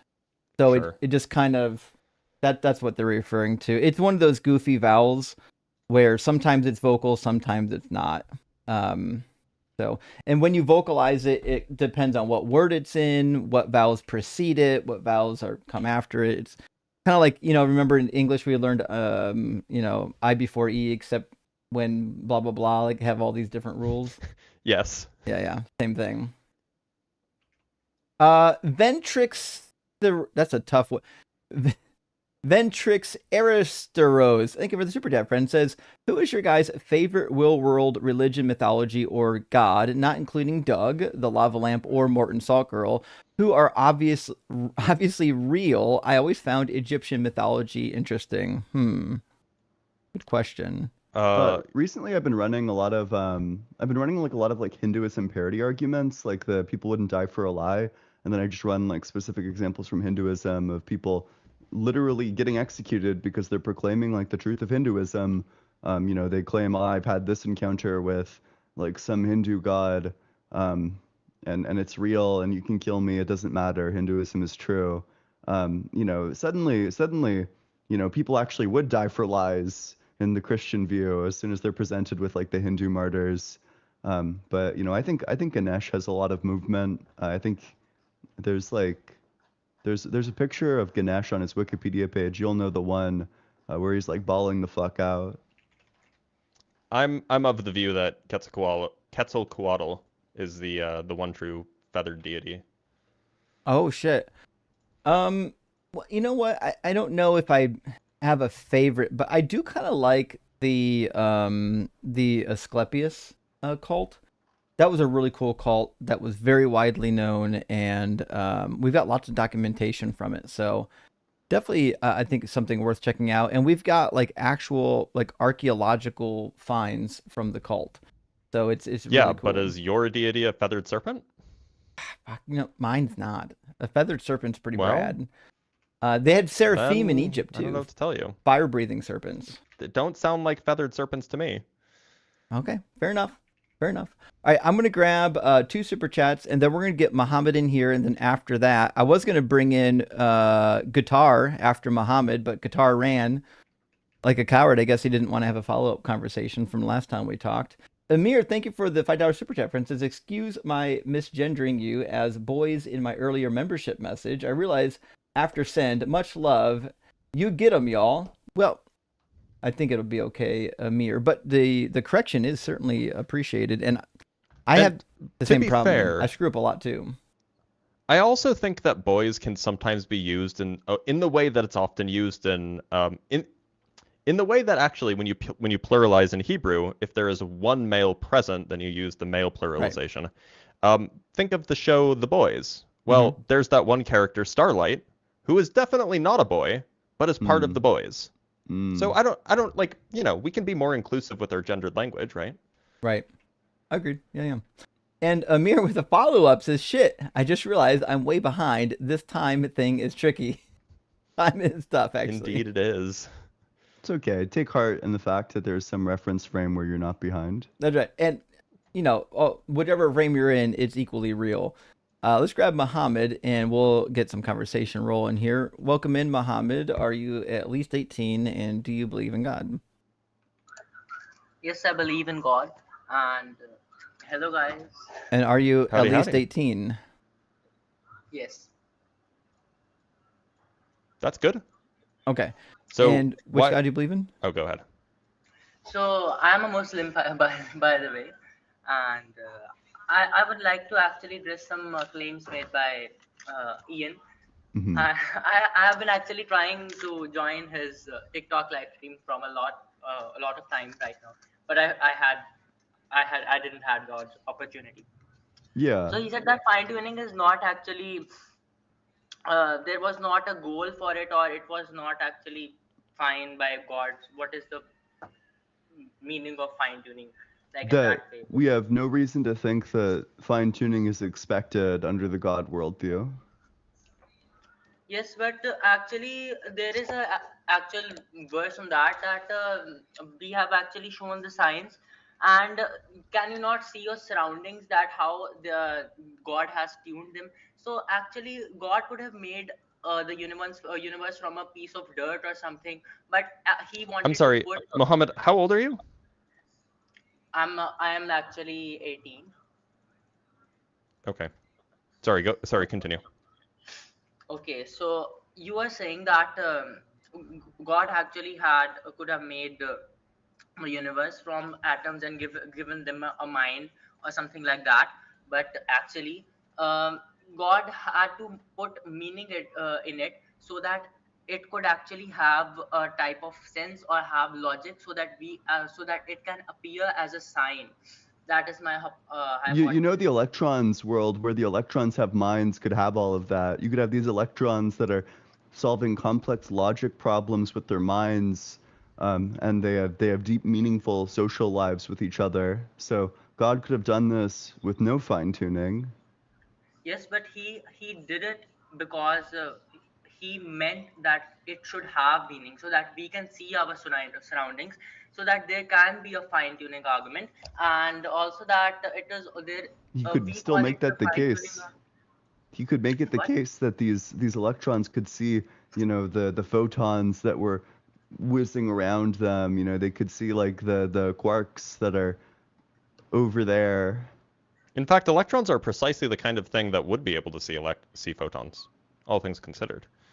Yes, electrons, but he didn't make it such way. So you should ask actually God, that God has made it for a reason, and that reason is pointed upon by Islam, as it is actually saying that uh, we have made the heavens so that you can observe them. We have made everything, the earth. It is actually the do I it is the Surat Fusilat, which is actually, you can say it is 41:53. You can Damn, search I it up. love I love substituting the argument that's like non-trivial, like the fine-tuning argument, an argument that could potentially be like really evidentially supported for an argument that like categorically can't, by hinging the fine-tuning argument on Islam being true. What's the evidence that Islam is true? Okay, you want to go there. Okay, so I have a do you believe in miracles, or do you need miracles, textual or something like that? I'm open to miracles having happened, but I've never seen enough evidence to think that any of them have happened. Okay, I have a textual miracle right here in the Quran, and A it actually textual is that miracle. So, yeah, like generally in speaking, just Mohammed, just to be clear, generally speaking, the way that we want to talk about miracles is we want to say that there is some event that happened, and then there is some verifiable description of that event, some miraculous event that happened, and then some verifiable description of that event, and that they actually sync up with each other, right? okay, That's what typically is how we it's not enough to just have a textual description of something that happened, because then we no, no, need no. some way to verify that the event actually happened. Is it okay if I just tell you what it is, and you can tell me that is it I a miracle or it isn't? sure, sure. Okay, God has stated that the universe has was created in 6 days.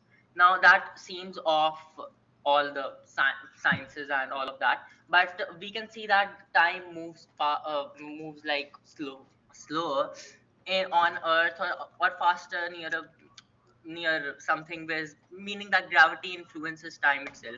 But Oh, hold on, but but like the actually, the thing is like gravity moves fastest from the observer's perspective. So whose perspective was the universe created in 6 days? No, it is not actually about perspective. It can also be about the influence of gravity upon time. Yeah, yeah, That yeah. So when I say perspective, I'm specifically referring to a local frame, and a local frame is dependent on both location and velocity.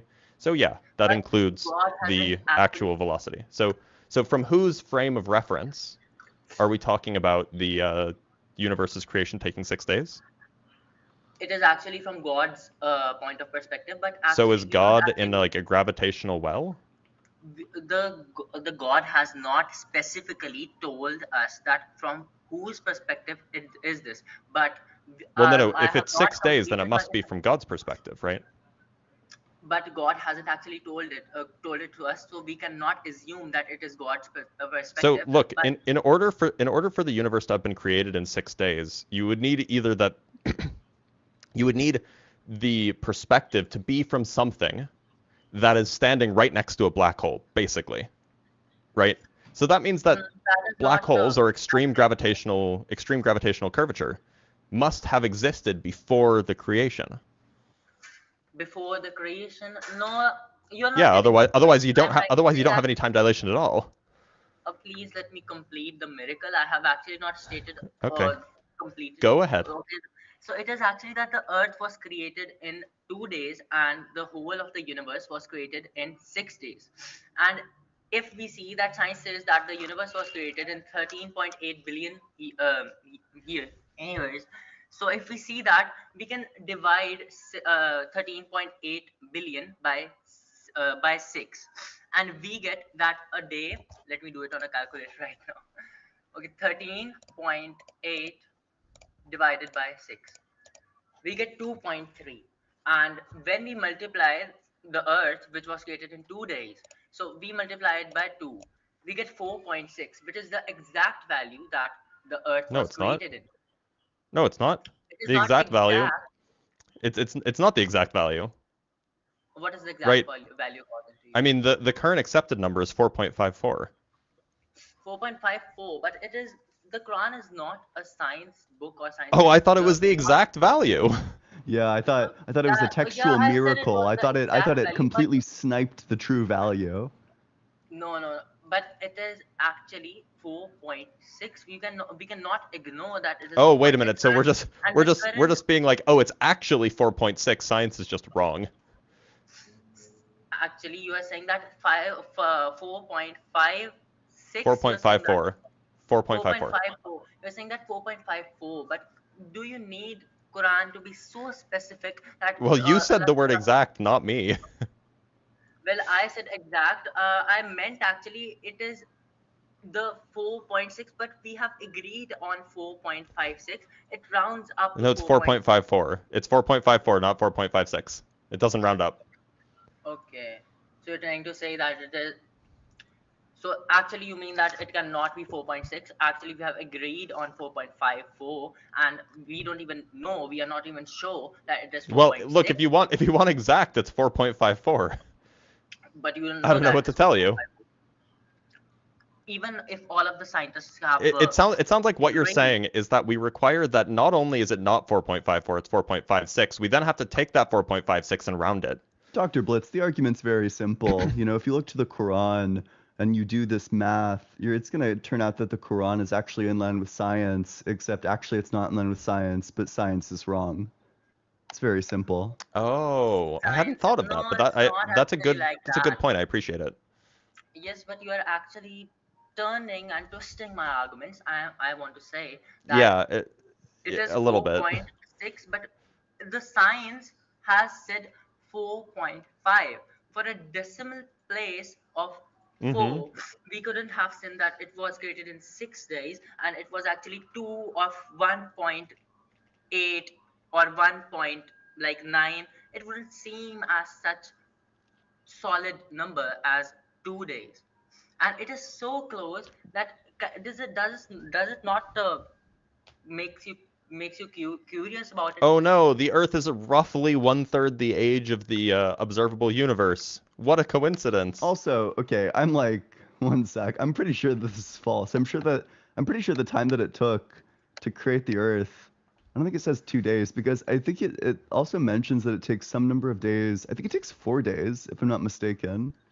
Okay, if I will just tell you the specific number. Yeah, wait, what's the It verse? is like 41:9 of Quran. What's the verse?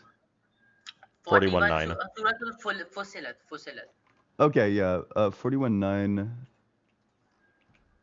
You can just write 2 days. 41:9 and Oh, make yeah, your yeah, yeah, opinion yeah, on it. yeah. Yeah. Okay, it takes 4 days. Ask them, O prophet, how can you disbelieve in the one who created the earth in 2 days? And how can you set up equals with him that is Lord of all worlds? He placed on the earth for a mountain standing high, showered his blessings upon it, and ordained all its means of sustenance, totaling 4 days exactly for all who ask. So it's 4 days, including like the creation of mountains, like pre-humans, it's 4 days. So you're off by But like several billion years. wait a minute. It actually says who created the earth in 2 days. Yeah, and then there's the creation of the mountains. So the entire process of creating the earth as it currently is, pre-life, pre-humans, sounds like it took like I don't know what number Wait a we minute. Let arrived me on, turn. but like double. It sounds like according to the Quran that it took 9 billion years. Wait a second.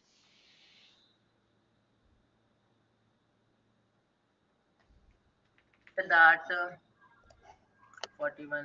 Also, if you interpret this, you'd have to say By that all means, substance, you'd have to say that good things the like years that putting it got created, forth it got created at past. the beginning of the universe. So you'd actually need to say that the Earth is All it means 13.8 billion years old, no. It because is the actually creation of the Earth happens at the very start of the verse, and then Allah talks about like the 6 days that it takes, where He creates the Earth, and then He creates the mountains on the Earth, and He creates the heavens. All of that's 13.8 billion years, but the Earth has been there from the very start. So by this logic, you'd be claiming that the Earth is it is 13.8 actually billion saying years that old. standing high showered his blessings upon it and ordained all its of means of substance. That means all of the solar systems, all of the mountains, and all of the actually including that the Earth was created in 2 days, and after that the creation of mountains, the creation of Jupiter, and the creation of all of that, like the sun and the solar system, it concluded 4 days. You can actually see that. Wait a minute. So the creation of the solar system took 4 days? Don't you know, Let me. Dr. Blitz? It's not a science textbook, but actually, the Earth is older than the solar system. The Earth is older Oh. than. Wait a second. By like 4.5 billion years? Yeah. Got it. I wasn't Get- sure, but you know, I appreciate the education. Wait a second. Can I get a minute? Yeah. Sure, take your time. 1, 2, 3, 4, 5, 6, 7, 8, 9, 10, 11, 12, 13, 14, 15, 16, Toxic, bro. 17, 18, 19, 20, 21, 22, 23, 24, 25, 26, 27, 28, 29, 30, 31, 32, 33, 34, When's the 35, beat gonna drop? 36, 37, 38, 39, 40, 41, 42, 43, 44, 45, 46, 47, 48, 49, Well, 50. I'm back. Okay. You need to stop commenting like that. Is ridiculous. So actually, that was it. That it was created in 2 years. But the mere fact that a number or a random number, which is like 6, or it could actually account for 13.8 billion years and create the right ratios for the But wait a number. minute. Was the Earth created in 4 days or 2 days? 2 days. So then what about the solar system? Solar system, we are not. It is actually not clearly stated here, as you can see that it is created in 2 days, and then the creation of mountains. What does the God mean by mountains and all of What? What? that is not clear here. Well, What it else- depends- what else it could it depends what you mean? mean by mountains. What else could it mean? standing, he has not only talked about mountains, but he has also talked about blessings upon it and ordained of its means of subsistence, and But all also of that. mountains. Yes, but also mountains. If mountains are included in it, it does not mean that all of the other things are excluded, like its means of substance, and totaling 4 days exactly. But so the mountains. So wait a minute. If creating the mountains and then all of the other stuff took 4 days, it sounds like that would mean that the Earth must be at least 4 days old. It must have taken at least 4 days to make the mountains Which as and we everything know, on is it. actually 9 billion That years actually old. sounds like it is created who created the Earth in 2 days. Like the Earth itself is said to be 2 days. So we Okay, can but confirm that. would you say that the Earth was created in 2 days and then there were 2 more days after that to create the mountains No, I and wouldn't then all the believe other that. stuff? How do you look? The mountains I are don't know what all the other stuff is. I know that it look states 2 days look. for The Earth to be mountains are formed. on. Yeah, this sounds like a contradiction because the mountains are on Earth, right? So it sounds like you can't start making the mountains until Earth already existed. So it sounds like Earth existed for a But minimum of 4 days. no, Earth exists for a minimum of 2 days. But if we can clearly see that So the then, what was Earth God doing that for the in the first 2 days 4 days, during the 4 days in of the mountain first, construction? can you please let me complete my sentence? We'll Only if permit you do it. it I'm intelligently. saying that in the 4 days, in the mountains could be also created in the first 2 days. That means all of the other stuff could also What? be created after the 2 days. It says There totaling is, 4 days exactly. but the other substance also includes in that. Yeah. Wait, so what happened during the 4 days? Well, God knows that, but He has told us. I'm asking you, not God. You're asking me. Well, Yeah. I am a What does the servant book of God. say? I don't know What does if the He doesn't what does the tell book me. say? I am not a prophet. I mean, it sounds like Yeah. It sounds like you know something. So it just sounds like you're avoiding the knowledge that the book obviously says and obviously grants you about the 4 days. Dr. Because Blitz, this argument is very simple. Let me explain it to you. I do You not know, have the we can power. clearly read verse 9 and determine that the earth was created in 2 days. You know, that's trivial. We can all read here. And you know, it's just above us to interpret the verse right after that. You know, there's no way we could possibly interpret that. like, No, I didn't look, say that. You put I'm in trying to be words super generous here. It's just really not clear like what's going on. Because if you're making the claim that God created the earth in Okay, leave 2 days, leave it. as it Okay, says in verse I can 9, give you it another. says it created the earth in 2 days, and then it sounds like after,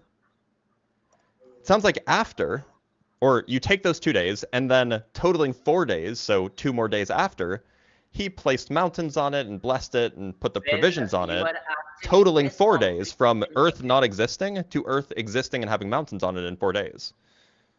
Well, if you see, the 4 days can be anywhere from 6 days, but you will But actually when? say that When in the 6 days? So it's the last 4 days of the 6 days, right? It couldn't be the first 4 days.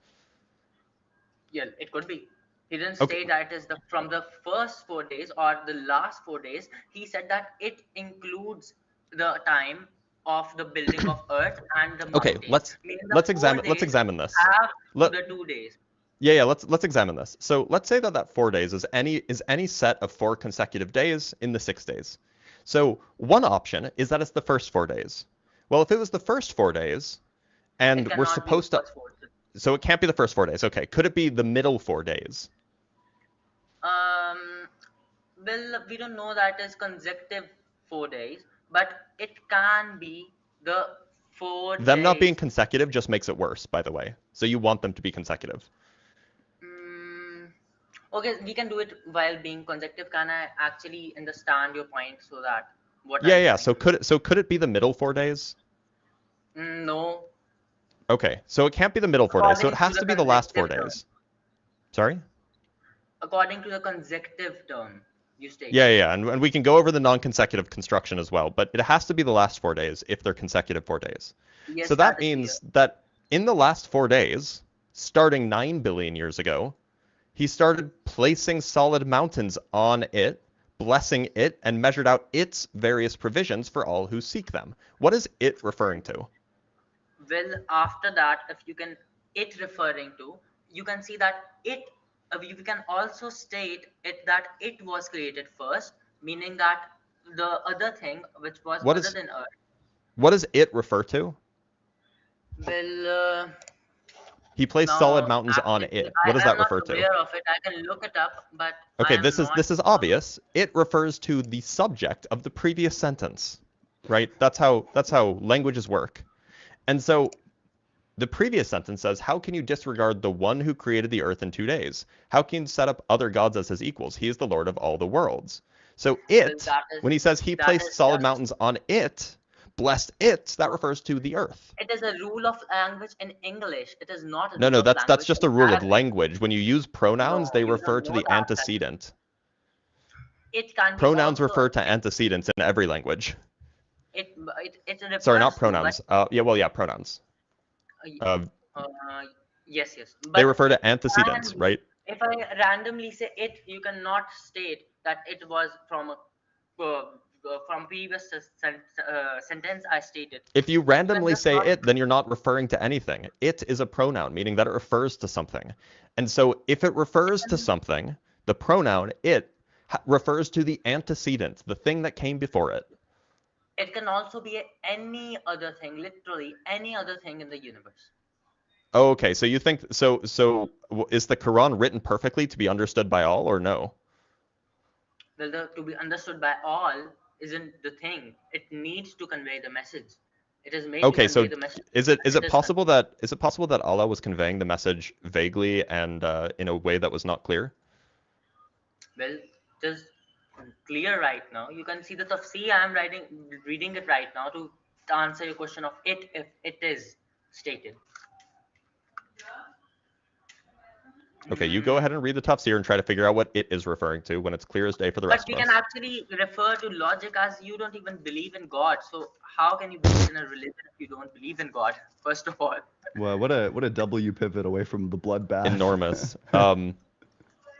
No, I would like to actually debate. This is not actually. By the way, I have to so read. I would like to I'm make looking at a logic. tafsir right now. I'm looking at a tafsir right now from Fusilat. And it says Allah created the earth in 2 days. Then He created the heavens, and then He the heaven and Spread gave it its shape in 2 more days. Then He spread the earth, which means that He brought forth therefrom its water and its pasture. And He created the mountains, sand, inanimate things, rocks and hills, and everything in between in 2 more days.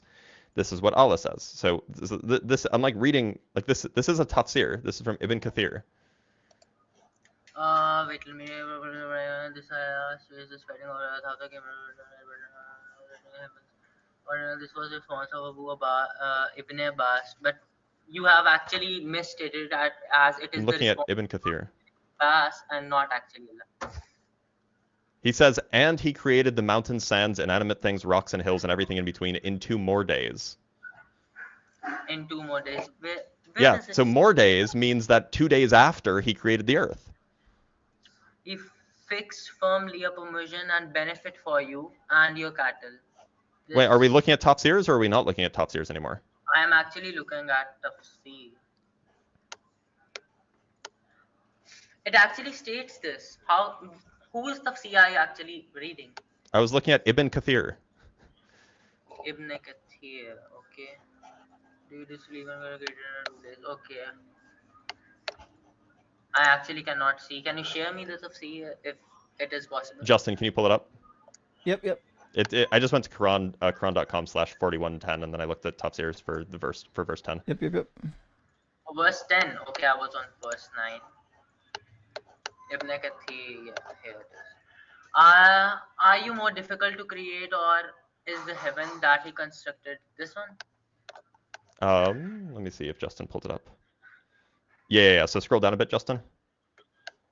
Okay. This one There here. will be no king among them the day. Yeah. Keep going.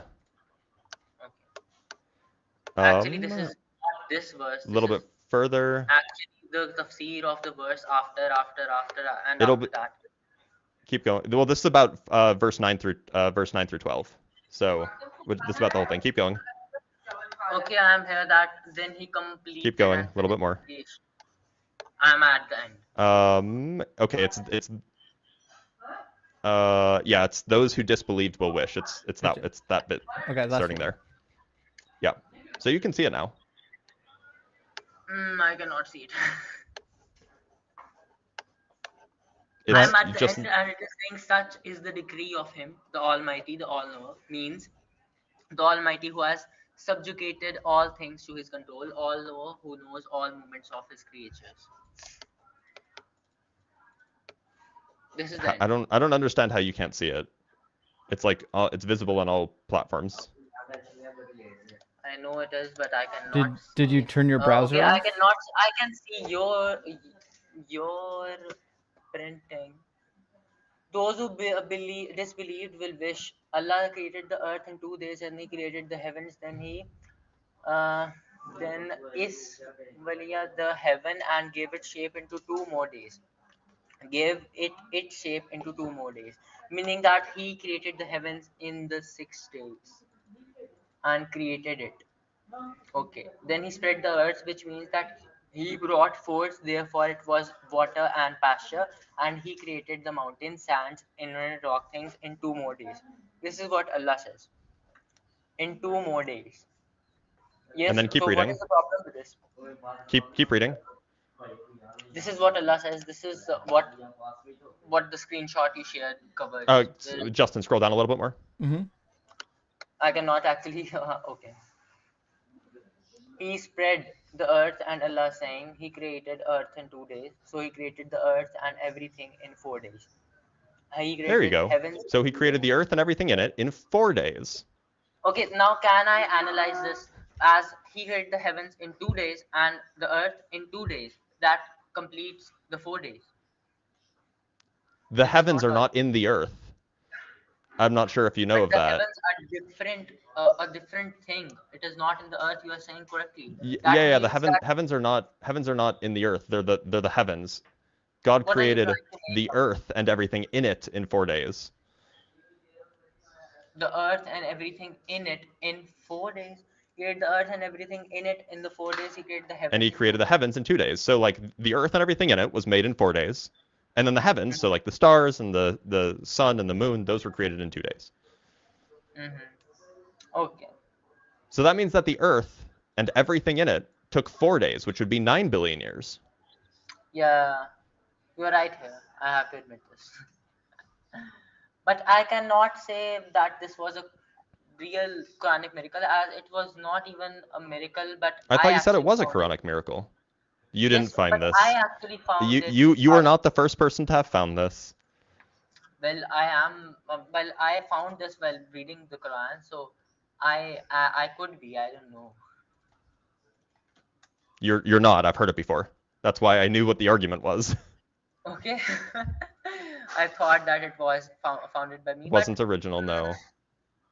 Sorry. okay. And everything in it in 4 days. That can also mean the subsistence which appeared in it, like water and asteroids, which came from from other places in the space. That can also mean that, like iron, as it is actually in the earth. Are you getting my point? No, I kind of missed that. I'm actually saying that iron, things like iron, which came in asteroid form, can also Oh, be yeah, created. I've heard this. I've heard this apologetic. Yeah, so most of the iron on the Earth didn't come from asteroids. It Yes, formed most of with it the didn't, Earth. but it is in the earth. You cannot reject that. Yeah, like 1% of it. Yeah, so it actually includes in that. So, I mean, yeah, the ancient Arabs knew that you could get iron from asteroids. Sure. In fact, this is a Well, pretty common thing but across the ancient world. we can also view it from a different perspective, that iron, which came from other things, also is included in the 4 days, but the earth was created only in 2 days, the whole of earth. Wait, what? What is the claim being made? I was saying that the earth was created in the 2 days, but the earth and everything in it, which means the Yeah. asteroids and things that Well, no, the came from asteroids other. aren't in the Earth. Yes, the asteroids are not in the earth, they came from a different place in the earth. No, they didn't come from anywhere in the Earth. Well, you don't know asteroids come from space. Yeah. Yeah, we do. So, So Do you think that asteroids don't come from space? well, I think that asteroids come from space and then they are included in the atmosphere and on the land of space. That means that they become a part of space. So you agree that the Earth and Of, everything in of it took Earth, 9 sorry, billion years to make? well, no, because Okay. everything in Because it is actually also the things which came from an external source other so than. the asteroids are also not 9 billion years old. So Well, you're kind of out asteroids of won't luck. be the 9 billion years No, old. the They are asteroids not are actually. also 4.5 billion years old.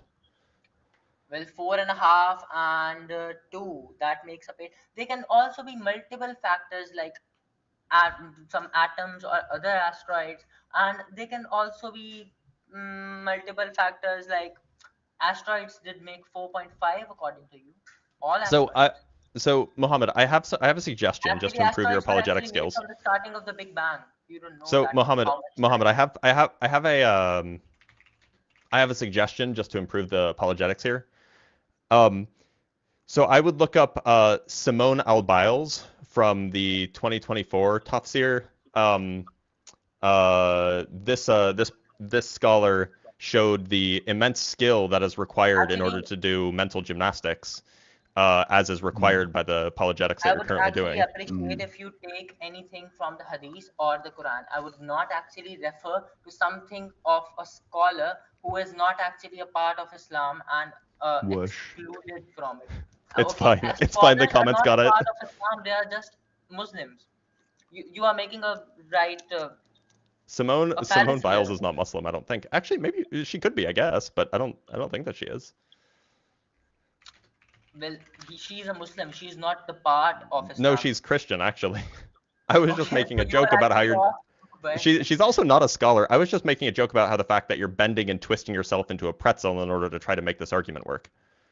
well, I am not bending and twisting. It is my belief that Islam includes the Hadith and the Quran. There is nothing else in it, and it is not actually an ad hominem fallacy, as anyone else can do something who Who's is doing from an the ad same type. hom? Nobody's doing an ad hom. Me, I am. No, I am Oh, not saying that it is a ad hominem fallacy. It would be if you say that Osama bin Laden was a Muslim and he did all of that stuff. So Islam is wrong. That means that Islam consists of uh, basically hadith and Quran, and actually not the scholars who came after it. Are you getting my point? whoosh. Maybe not. Mohammed, here's what I would suggest. I would suggest trying to look at these things in a dispassionate way. So rather than Okay, trying to I would twist the actually switch words to so that they normal agree with logic the and view, Islamic try logic. to understand what the words are saying and establish your view accordingly. Okay, let me just switch up the arguments a little. So what do you think of God? What is God? The definition of God? Like a personal ultimate foundation. Ultimate foundation? Yeah, ultimate foundation refers to something that grounds and causes everything else, but is itself ungrounded and uncaused. Okay, but you refer to God as an entity or an agent in the last debate. Yeah, a personal ultimate foundation. Yeah. A person who works on himself and is actually the only single thing like that, or a Hinduist foundation.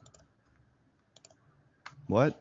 A Like, personal, just an ultimate foundation who has personal qualities, like, takes actions to achieve goals. so we think You he know, is one. Do you think that he should be one or he can be multiple? uh, probably just one. I think you're gonna have Yes, problems if you think it's multiple. yes, that is obvious. And we believe that he's eternal. Like, Okay. That is included in ultimate foundation. that is included in the ultimate foundation? What do you mean by Yeah, that? because if you're the ultimate foundation, then time depends on you for its existence. Yes, yes, we agree with that. And time already exists, like you said, the ideologies of presentism and eternalism. I thought, yes, eternalism. Eternalism should be actually correct and the better approach here. Do you agree with me? Sure, but that leaves like a big problem for you, which is that God didn't bring things into existence. There's no state where God exists alone, and then he brings creation into existence. If eternalism is true, then the future always existed. No, actually, we believe that God was there, and he actually wrote a thing called Lohe Mahfuz, and he actually wrote everything, and he knows actually everything, the past, present, and the future, and he's outside the field of time. Time does not limit him; he limits. Do you think God ever existed alone? God, no, he was always there. Like, he can be alone. It is not like, I want to say that he existed, he could exist alone if nothing else was there, but O- he is like constant. He's everywhere. Yeah, but do Like, you ever not think that there was a everywhere, but do you in think there was ever every a state of time affairs where God existed without creation? where God existed without creation. Well, that, we cannot say, but Well, it either he can did be a or he possibility. didn't. Let's It explore can be a both possibility. possibilities. You know, if God exists without creation, well, then that would require a change within him. You need to go from a state that is absent change to a state that has change, but that itself would be a change, which means that you can't do that. Yes, but I am not saying that there could be a point like that, as God Himself is the creator. He needs to be like there in all time stamps, like you say. Do you believe that time is infinite? Like, time is infinite? Yes. Okay. So do you believe that there was, like, in the Big Bang? Like, do you believe in the Big Bang? Uh, yeah, I do. Do you know there's also a theory that how the Big Bang happened, that there was empty space, and space cannot be empty, and because of that some reactions. I didn't go in the deepness or in the depth of the theory, but it stated that I grant that. because of the emptiness the Big Bang happened, or something like that. Do you actually believe in that? I have no clue what that means.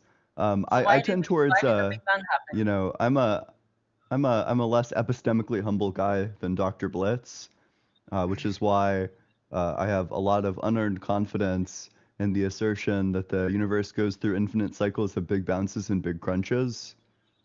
So the reason why the Big Bang happened is because there were rapid deposits of energy into various dark energy fields, leading to the rapid expansion of the universe. Okay, so why did the rapid expansion happen?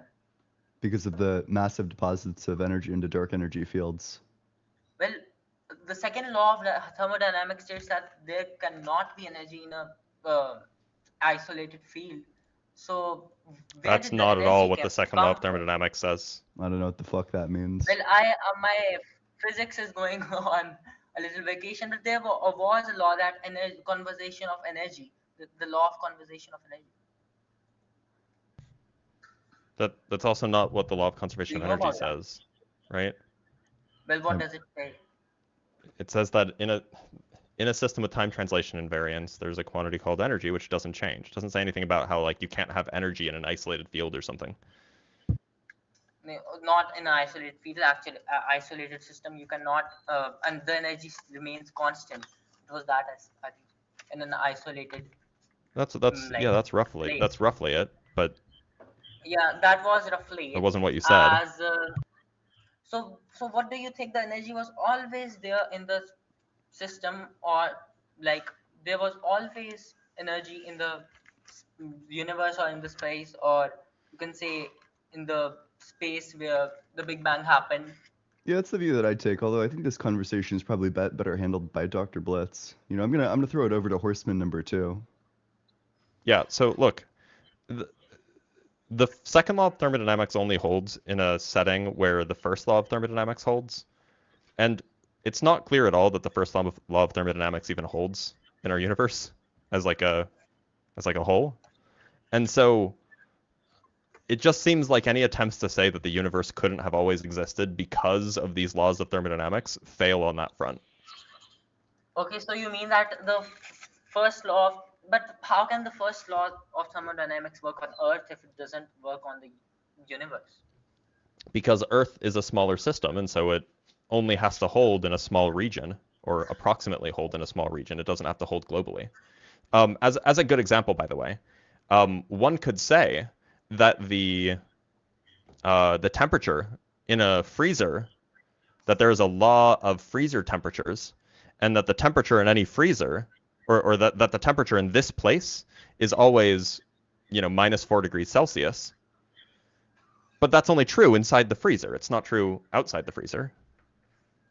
Okay, so you believe that actually the Earth is a type of isolated system, but the Earth is No, isolated. the Earth isn't even isolated. The point is the second law, or the first law of thermodynamics, is an approximate law. So it seems to hold very, very accurately on scales smaller than galaxy clusters. Okay, so you are saying that it doesn't actually apply on the whole of the universe everywhere, Yes. and energy can actually be created and destroyed in Yes. the universe. In fact, it's not even, energy isn't even well defined. Well, yes, you can say that. I agree with you Globally, that I should say. it isn't well defined. But how can it be created and destroyed? I don't understand the idea of that. Well, look, I mean, understanding why, so the issue is that in a cosmology like our own, in a universe like our own, there's not even a well-defined notion of energy, right? There's not some universal invariant notion of energy that we can even talk about being fixed. But we know the approximate definition of energy, that it is a, like, you Yeah, can and define that definition of energy doesn't work for our universe. Well, it works for hypotheses. Like in our mind, we I don't can know what think that of means. energy. We can think about it, but then so look, the way that you can define energy is you take a system whose Lagrangian is time invariant, or time translation invariant, and then you can define the total energy of the system defined by the Lagrangian that has this property, and you'll get some formula for it in terms of the field variables or the discrete variables or whatever it might be.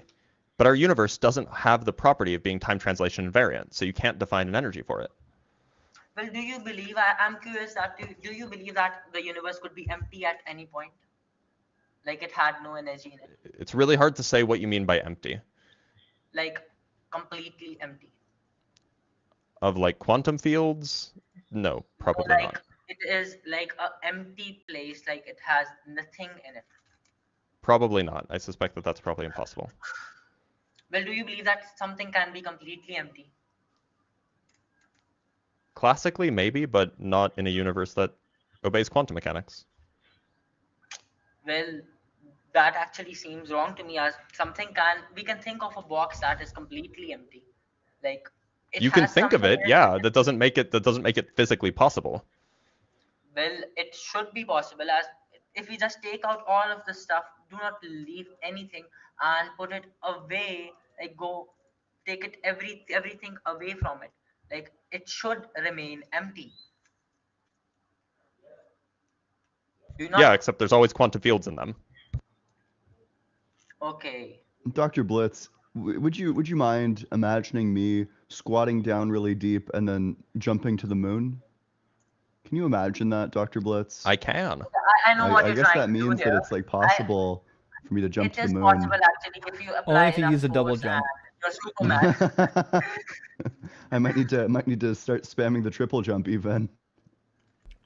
Okay, I know what you're trying to do. Your rhetoric is actually on peak today, I think so. Okay, I would Thanks. actually like to say that fine tuning is a thing No, that we Justin, can't. we should move to the next. We should have I moved think to the next so. one. Mohammed, we need to move on. We've jumped from topic to topic at this point. Yeah. Mohammed, thanks for coming up and chat with us, but we've got to move through some other guests and keep the show rolling. But thanks for coming up, bud. Okay, let me 1 second, please. Okay. Justin, you need to put the let me tell you something. Let me tell you something. Sound like sound effect or whatever on the thing on the It's true. your box. I Because do. it's so funny. Because often, like when they beg to explain something, it's the funniest part. It's the funniest It use of happens a the lot. sound effect box. All right. Give me a It second. really I'll write that does. down. Let me tell you. Gotcha. Okay. I'll get it added. There's a couple others I need to add as well. We'll get that taken care of. Hey, mostly Gizzards, good to see you this morning. Thank you for the super chat, friend. Says, my biggest problem with fine tuning, the universe is vast with many possible orientations. We are just the puddle of water in the pothole. That's my view of it. Plus, it's interesting because like when you talk about the fine tuning in a universe, like we've only know a fraction of the universe. We can't really make claims about the whole universe given how little we know about it. Zach Penetroff, thank you for the super chat, says the biologist in me is confused by your use of life. Is there a philosophical definition where given electrons, a mind produces them to be alive?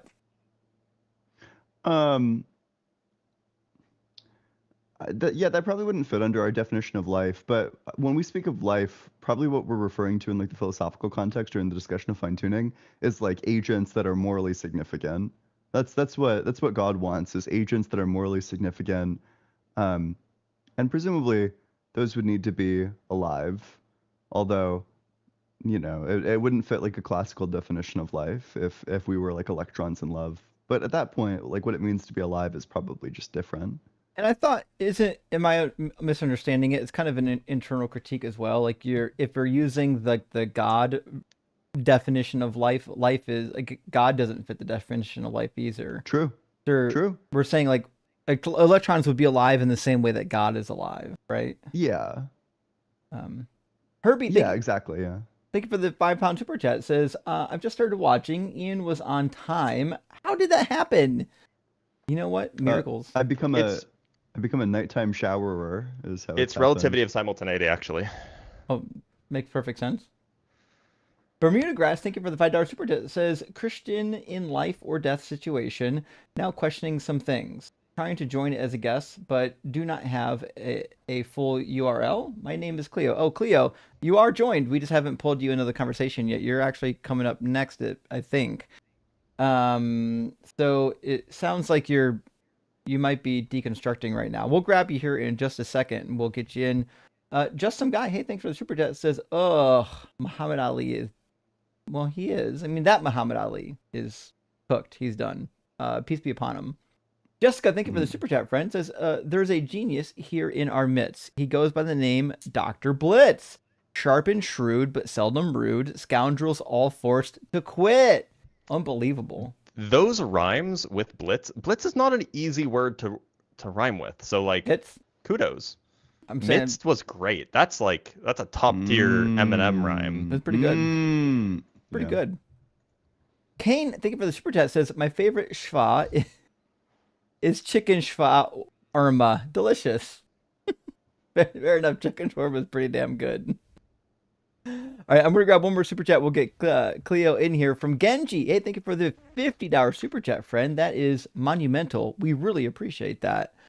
It looks like a question. Justin, what would be the top 3 differences between the beliefs of Judean community in Elephantine versus the Judean community that never fled to Egypt?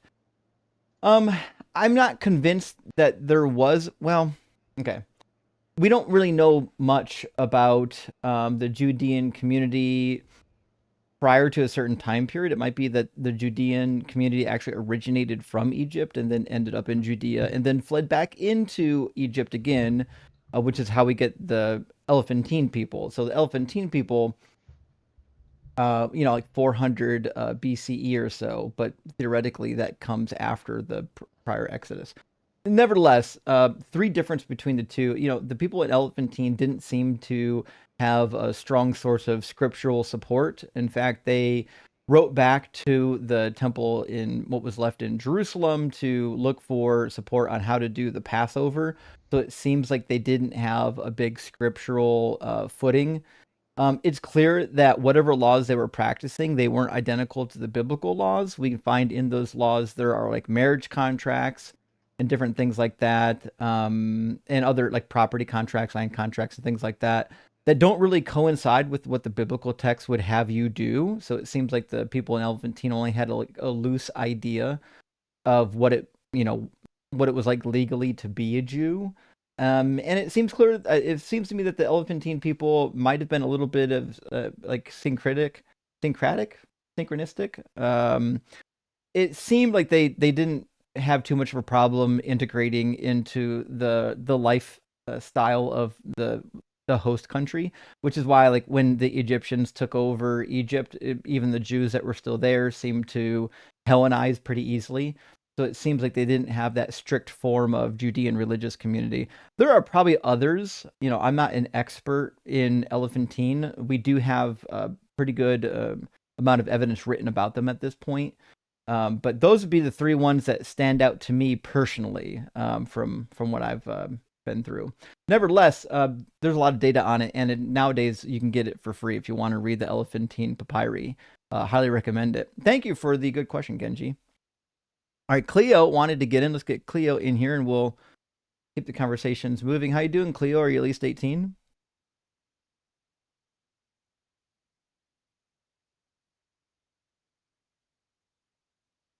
Cleo? Sorry about that. There My you mic was on mute. We got you. Howdy. Yeah, I'm well over 18. I do want to let you guys know ahead of time, though. This is probably going to be hilarious, but I still have not changed my smoke alarm, so you might hear a beep in the background. At the same time, I do have some jazz playing. If you don't like that, I'll cut that off. Yeah, the jazz will make it very difficult to continue. Let me turn it off. Thank you. Is the audio better now? It should be all right. Everyone hear him okay? Yeah, I can hear Yeah. you. Okay. Okay, all right. I do also want to preface before I begin three things. So one, I am autistic, so I'll just ask for you guys to attempt to bear with me. I might not explain things perfectly, but if you have questions, feel free to ask. Second, it is difficult to talk about this, so I'll try my best to make it as short form as possible. And number three, you are correct. I think your name is Justin Deconstruction Zone. Is that correct? Mm-hmm. I am currently deconstructing. So yeah, if you guys don't already have any questions, I'll go ahead and start. Well, so I guess we'll want to clarify the situation. We are in a debate format. So typically what we'll do is we're going to ask you to, whatever form of God you believe in, we're going to challenge you and ask you to defend that form of theism. And then hopefully at the end of the discussion, we will have exchanged some information that will hopefully be helpful to somebody, perhaps even yourself. Okay, so I was under the impression that the guy... Justin, can you turn down Cleo a bit, because is Cleo loud? Cleo's mic is really loud. Yep. Yeah. Yep. Sorry, Especially one on second. TikTok. Oh, sorry. All right, try No, you're now. fine. All right, Cleo. So yeah, apologies. Oh yeah, you were a I was little under bit the... loud. Okay, it should be better now. Let me know if the audio levels are better now. I can get further away if it is it a little more silent. No, now? it's not you. You should be okay. Okay. So, Cleo, you're kind of still a Christian. What would be a good reason, say, to even be a Christian?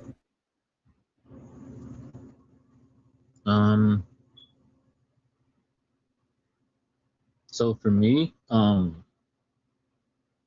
can only speak for pretty much me. I don't think my personal reason would necessarily be anyone else's personal reason. But for me, I would say a good reason to be a Christian is for me it would be based on how I see the definition of sin. I haven't had most Christians see the definition of sin the way that I see it. But for me, I think when I look at certain quote unquote bad things that humans do, my life got better when I was willing to accept the definition of sin. In my opinion, it gave me a broader scope of morality. Not that I didn't have a scope already, it just gave me a broader scope. That's what I would say is a good reason to be a Christian. I may not fully understand what you're saying. I think all of the religious systems have like a definition of sin, but like I think in order for sin to exist, you need the God already, right? Sin implies that you're doing something that the God doesn't want, but like we don't even think that the God exists. Yeah, I would say that's a religious definition of sin. I think that's why you mentioned, just my opinion, I think that's why you mentioned other religions, but you specifically asked me what would be a good reason to be a Christian, not what would be a good reason to be a theist. Well, you So can I'm answer not- either I'm one, not- whichever you think is more fitting. Well, I wouldn't answer theist specifically because I don't think every religion that uses the term sin is the defining it exactly the same way. Like, But- for example, even if But you we were just to need go to know with how the you're Abraham, defining it, right? So if you're giving an argument from sin, we just need to know how you're defining that word. oh, I didn't know you were literally asking for the definition. I am literal because I'm autistic, so I didn't know you were literally asking me for Mm-hmm. to provide a definition. So I guess the best definition that I could provide, it's not going to be necessarily perfect, but I would say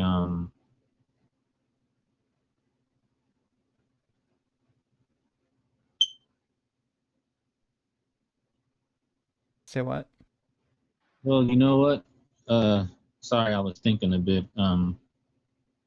I'll be honest, man. I don't want to interrupt the flow of what you guys are doing, and I've already pretty much admitted that I'm currently in a deconstructing phase. I misunderstood. I thought the prompt "God isn't real" was just a discussion. I didn't know it was a debate format. So to be candid, I don't want to waste any of your time, and I also don't want my time wasted because I'm in a life or death situation. This isn't going to help me. So Okay. respectfully, I'm just going to bow. You know, I appreciate it though. Fair enough, Cleo. Good Fair luck. enough. Yeah. I'll be All right, live thank you. Take care, man. soon doing a Q&A on my main channel on Deconstruction Zone. You're welcome to pop in if you just need to run some questions by somebody, okay? Okay. All right, cheers, man. Well, you said life or death. I hope whatever it is, hope they're okay. Yeah, I hope everything's okay. Anyways, if you really need something, you can reach out and join our Discord as well. Like if there's something you really need, we don't want. If you're like in harm's way, please by all means let us know. The Rabid Squirrel says, "All hail the emissary of the lava lamp." Indeed, Dr. Blitz, you've got a dedicated follower there. Well, actually, Indeed. the lamp does. Mimdus, thank you for the $2 super chat. Says, "Is last week episode going to get uploaded? I missed it." It actually is uploaded, and it should be unprivated or be unprivated today for sure. Sorry, there was a snippet I had to clip out of it for privacy's sake before we could publish it. Something happened during the live stream. It snipped out. It should be a private today. And Boogit, thank you for the super chat, friend. Says almost counts for horseshoes and hand grenades. Yeah, I've heard that one before actually. Not fine tuning. Try again, Muhammad Ali. If God liked anything, I think he would like the fine tuning of hand grenades. He seems to like destruction. And John Blair, thank you for the super chat, says, "Is giving away energy a valid rule to existing?" Interesting. Giving away?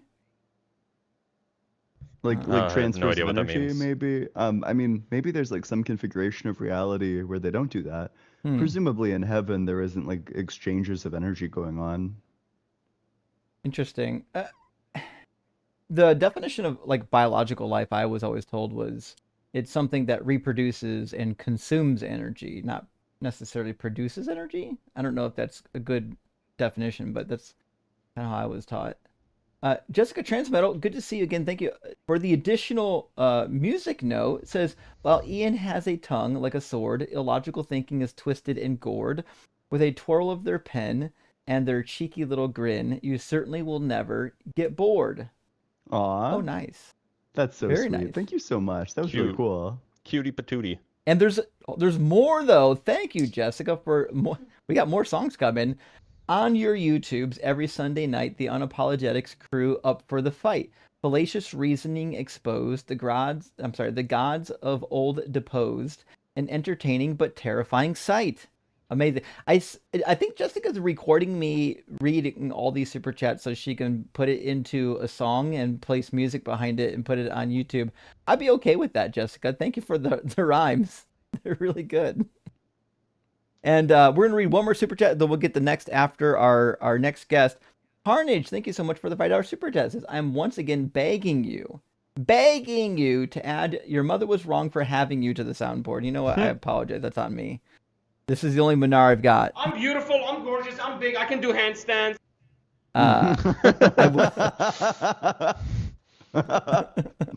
It's so good. I will make sure that happens today. I will. Holy That shit. will. I be... can do handstands. Yeah, out of fucking nowhere. Bro, Can you do I can do handstands? handstands from downtown. Just saying. I mean, it's just a perfect time to bring up Simone Biles, by the way. True. Although I don't see a Simone Biles in the queue, unfortunately. That's. Oh But- my God, Justin. Wait, did I miss something? Oh my god. I know she's a gymnast.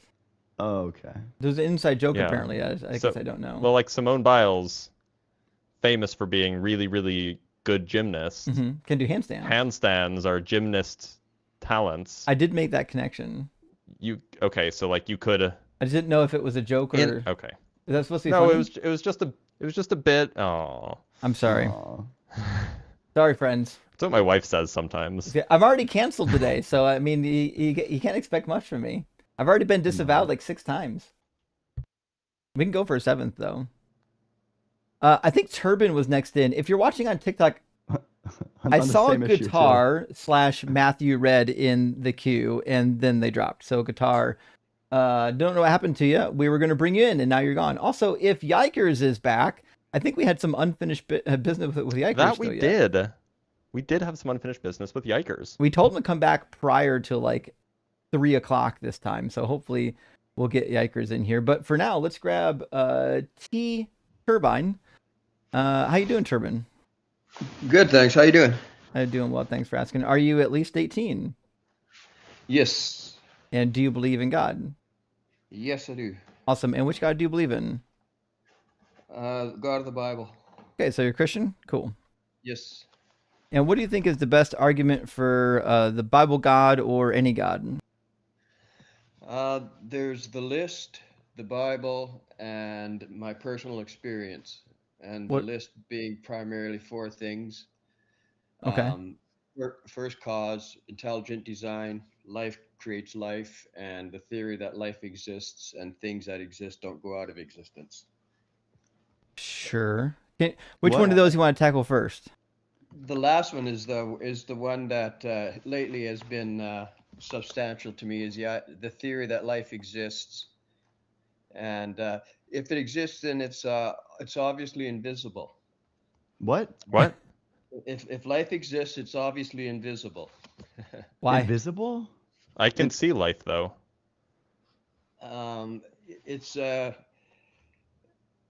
there's 2 things that exist is the theory: matter, and then I'm introducing maybe there's something else that exists, and that's life. What? Why? Life is made of matter. Pardon, which one? Which question? All of them. Life is made of matter.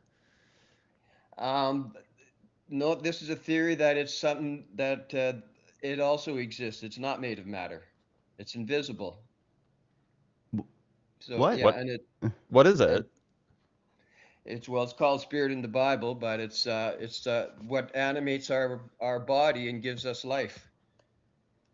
It's shaped to our body. It fits right in with our flesh. It knits right in with our flesh, and that's what is thinking, is seeing, is hearing, is interacting. Sure. And what's the evidence that any of this is in existence? Because science would just say otherwise. Yeah, it's theory. It's theory. Well, we know When it's you say theory. theory, you mean like shower thought, right? What's that? Pardon? When you say theory, you mean like shower thought? Like a hypothesis, a theory. Shower thought. I still don't know that word. Well, Yeah, shower I thoughts can and explain. theories A aren't shower the thought- same. A shower thought is like when you get in the shower and you're just thinking and you're like, but what if? And then that's it. That's the whole shower thought. Okay. So it sounds like what you're giving us is a shower thought, not a theory. Well, okay. Well, no, I think it's a good theory because look at how abundantly filled with life the world is. So you're saying that it could only be biological, the idea that life exists otherwise? What's your definition of life? I don't really have one. Well, I don't know how we're gonna have a conversation about what life that is seems without a definition. I have no challenging. idea what the criteria Well, for life is. Well, I told you what life is. I gave you that description. I don't I think didn't you hear it. did. Spirit. That's what we are. As spirit is. Well, Do you think God, bacteria is spirit? that continue. Pardon? Do you think bacteria is spirit? No. is bacteria alive? Apparently, yeah. So life can't be spirit. What? Life can't be spirit because of bacteria. Yes. Yeah. So if you're saying life is spirit, bacteria is alive, bacteria doesn't have spirit, that means your definition doesn't work. God is the giver of life to all creatures, all animals. Well, God. you can say that, but that doesn't fix the problem. What problem about bacteria? No, the problem is your definition doesn't work. It works fine for me. All right, How does it not work? I'll write it out. Maybe we're losing track of it. You should be able to see a notepad on a screen here. So we'll try to slowly work through this situation here. 1 second, let me get the right size. There we go. Okay. Life is spirit. That's what you said. And then you said, was it insects? We'll call it insects for now. Insects. Bacteria. Oh, that's right. Bacteria. Sorry. Yep. Bacteria has life. Okay, I don't. Yeah, okay. It also said bacteria has no spirit. So if bacteria has Maybe it life does have but spirit. no I don't spirit, know. then you can't say that bacteria have life and also have no spirit. Well, yeah, okay. Whatever. That's all theory also. No, that was your That's theory. logic. Well, you asked the question, does bacteria have spirit? How should I know? I kind of went with, okay, yeah, It was sure, based no. on your definition. Well, how about with mammals, fish, birds, man? What about them? What about That kind of what about like tardigrades? bacteria. I mean, What about that's tardigrades? just what God makes for a purpose. What about tardigrades? Tardigrades. Tardigrades. Water I don't know. bears? Moss I don't know. piglets? It's a kind of animal. They're Jesus fuck. microscopic. Yeah. God gives all creatures life. All life comes from God. Do they have Okay, so spirits? tardigrades all have life. Do they have spirits? God's spirit. Apparently, when an animal dies, its spirit returns to the Lord. The Bible says. So we go with that theory. So do Okay, so tardigrades tardigrades have have spirits? spirits. So God sustains it alive. I don't think I would say no. I don't. So But then they God don't have life. sustains it biologically alive. It maintains biologically life by processing energy from the sun. But as far as being a living creature, that's just I don't know. I don't think it's Well, we're relevant. trying to pan down what a living creature is in your worldview, and we're not really getting it. Because Well, tardigrades are animals, well, is the point. the only problem is that it doesn't apply to bacteria. So you say that Tardigrades that aren't applies to- bacteria. Tardigrades are not bacteria. They are animals. Okay, so it doesn't apply to animals either, apparently. There I are don't some know. animals that it seems not to apply to, is the problem. Apparently. How do you determine which animals it applies to?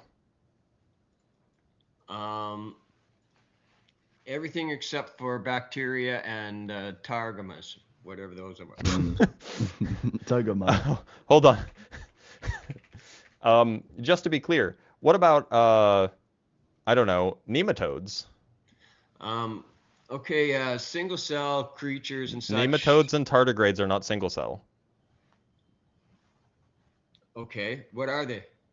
They're animals. They're Mammals? multicellular animals. Okay. So what am I supposed to know about them? Are they life or are they not life? Do they have the are they living? Well, yeah, I guess so. Yeah.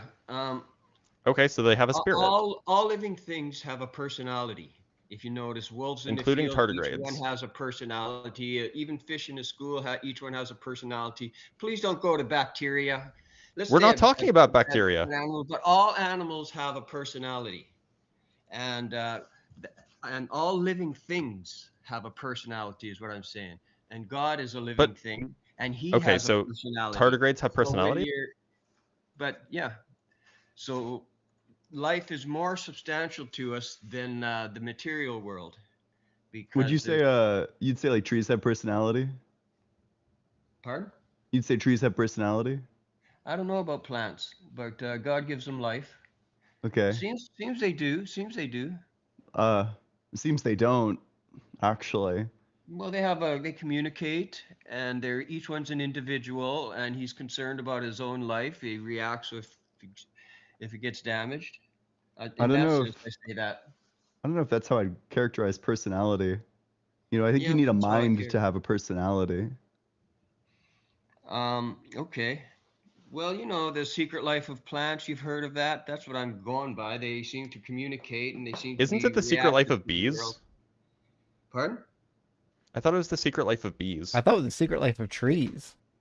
No, it's a record by Stevie Wonder, The Secret Life of Plants. Oh. Um, Oh, the hidden life of trees is what I was thinking of. The Secret Life of Plants is a book by Peter Tompkins and Christopher Bird. Yeah. I Well, haven't what's the heard of the. Stevie Wonder Oh, album? that's also there is a Stevie Wonder's journey through the Secret Life of Plants. Right. Okay, that's what it is. Yeah, it's called Stevie Wonder's Journey Through the Secret Life of Plants. So it has like a quote in the quote. Okay. So what is that? What is The Secret Life of Plants? It sounds like it's a book and a part of a title of an album. Well, what does the book describe? I don't know. I haven't read it. Have you read it? It's not a reading club. Okay, Okay, well, Turbine, let's not but it's get saying that let's get off does track the book here. say that plants Well, we have a didn't secret life? we didn't read the Therefore, book, each one an Turbine. We're individual? not debating the book. Okay. All right, we'll just focus here. Okay, so far we've gotten nowhere, right? So you can't really I'm describe what winning. life is. You're just saying that we have life and that life exists and that life comes from God, but you don't even know what life is. So this probably isn't your strongest argument. Did you want to go to one of your other arguments, like the first cause or intelligent design? This one's okay. This one Oh I boy. think I'm winning at. I don't even think you have a definition yet. You can't be winning The if you don't idea even know what you're arguing for. Well, the Bible says spirit. Well, I don't So care if what you the go with Bible that, says. The Bible says that rock badgers chew cud.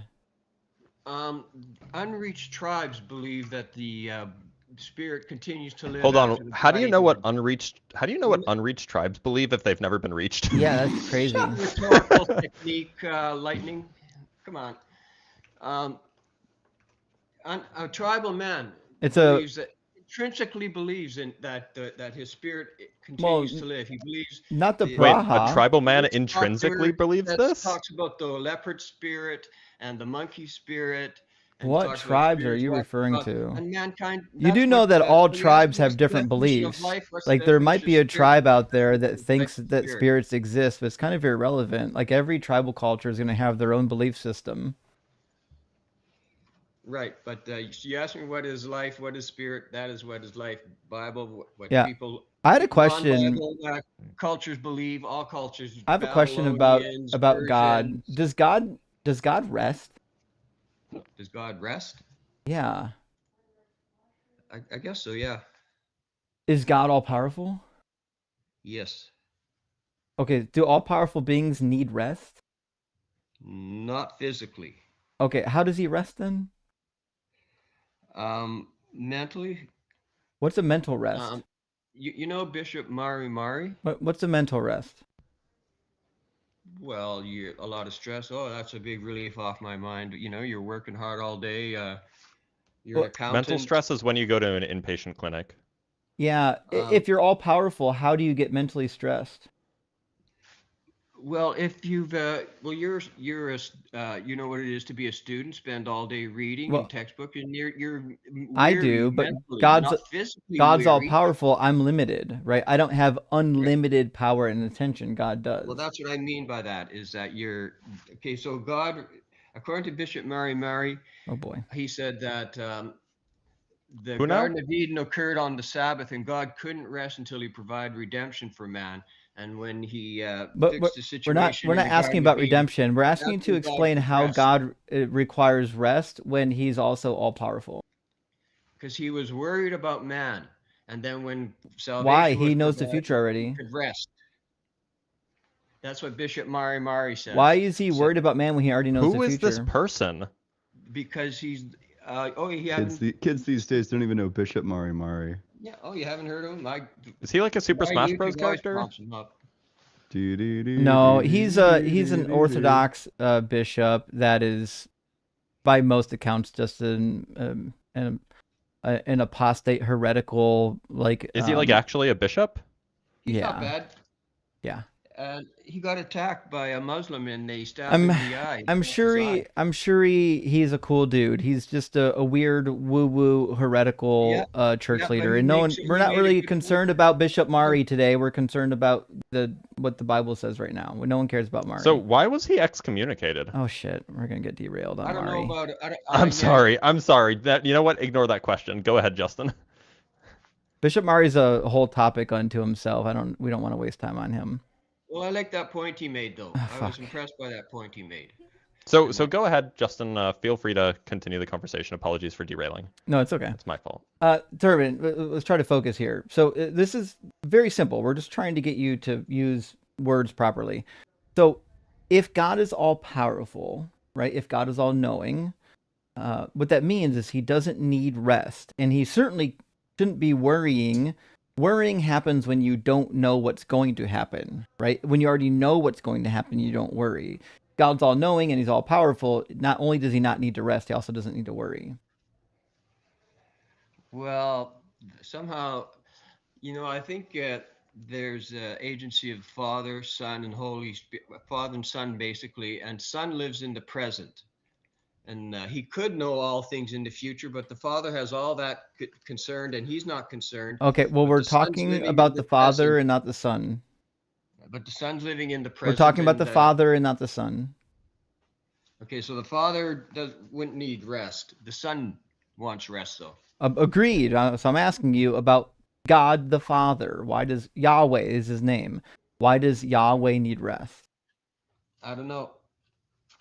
Well, that's the problem, right? I'm showing you in the worldview that you have, the Bible doesn't make any sense. For example, in Isaiah, it says, "Have you not known, have you not heard? The Lord is the everlasting God, the creator of the ends of the earth. He does not faint or grow weary," right? And you would expect that if He was all powerful.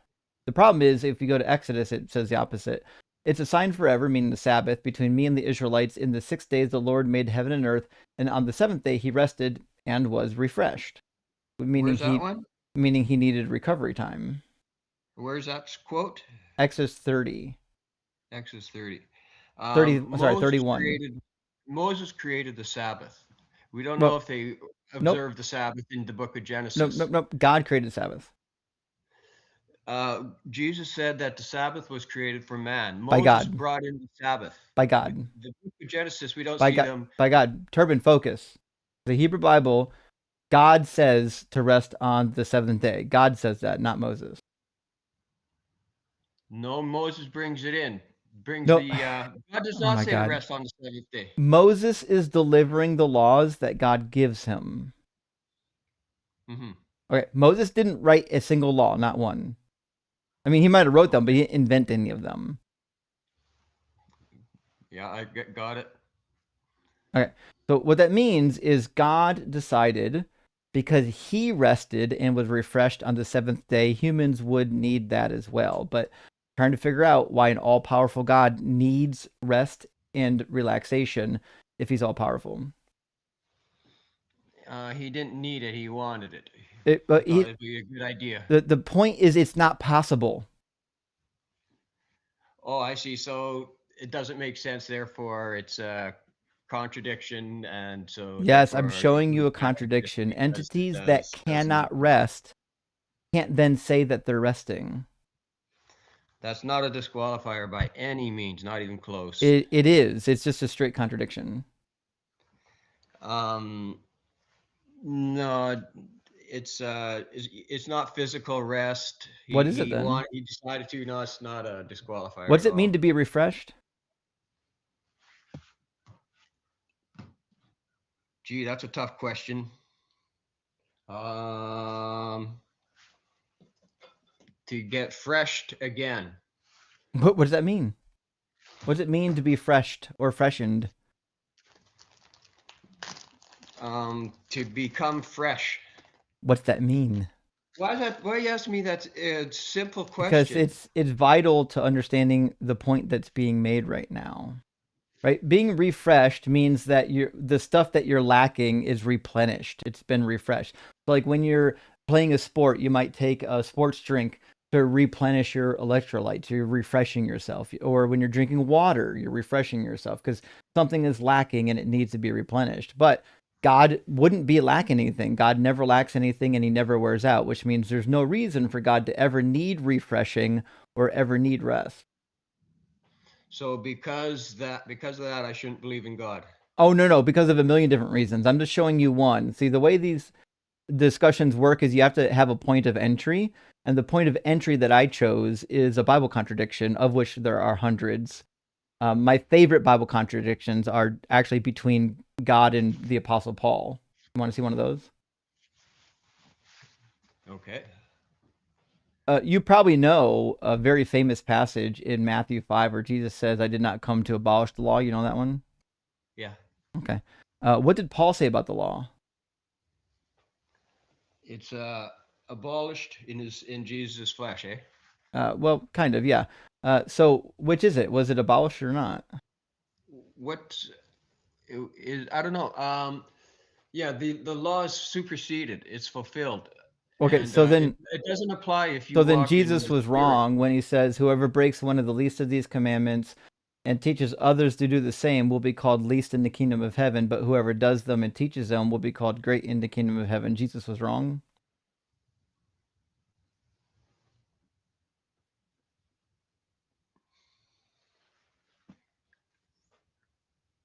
I don't know. Well, one of them's got to be wrong. It's a straight contradiction. If Jesus says that following the laws make you great in the kingdom of heaven, and Paul says don't follow the law, only one of them can be right. Well, Paul's talking after Jesus. I'm aware. After salvation has come and I'm but, aware. But Jesus himself says that the law is abolished in his flesh. No, he didn't. He says he's giving he's giving his flesh, he's giving his blood. That doesn't So say that sins may anything be about forgiven. replacing the law whatsoever. No, yeah, that's right. So That's why he tells people to follow it. And in Matthew 28, when he sends his disciples out after he's already resurrected, he instructs them to make disciples of all nations, instructing them in all that I have commanded you. That means this. This is part of the thing he commanded them. So that means Jesus and Paul are at odds with each other. actually, Paul's saying the punishment of the law is been rendered null and void. But yeah, you have to learn the law and the prophets to understand Jesus. You have to know Actually, the Old the more you know about the law and the prophets, Also, the more you realize that Jesus was a fraud. no, I don't think so. Oh, he was a fraud. Not only was he a fraud, he was a liar. Like he said things about the Old Testament that were just patently false. So there's no reason to believe anything he says. It's certainly not the Paul guy either. Like what would that be? There's a couple of places I can show you where he just flat out lies. One of my favorite is in Luke chapter 4. He claims that he's fulfilling Isaiah 61 when he is in fact not doing anything in Isaiah 61.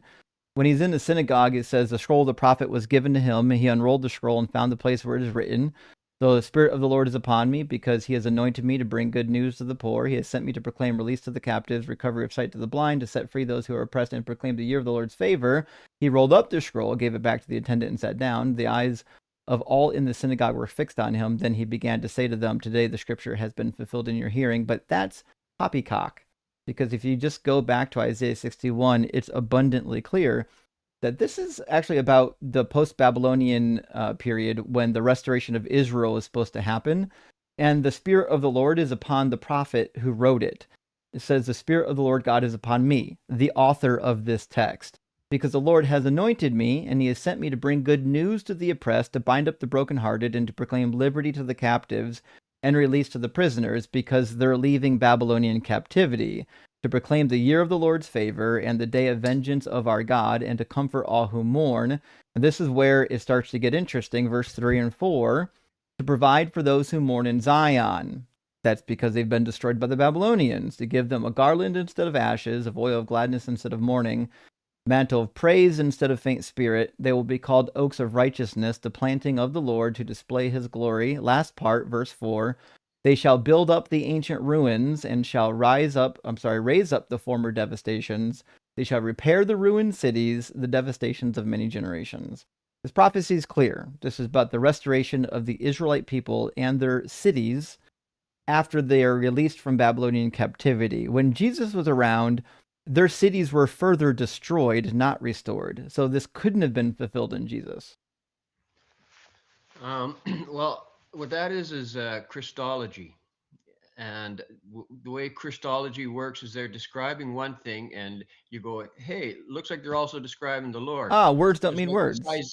That's fundamental Christian early church doctrine that they. Okay. So these words don't mean anything then. When it says they shall build up the ancient ruins, they shall raise up the former devastations and repair the ruined cities.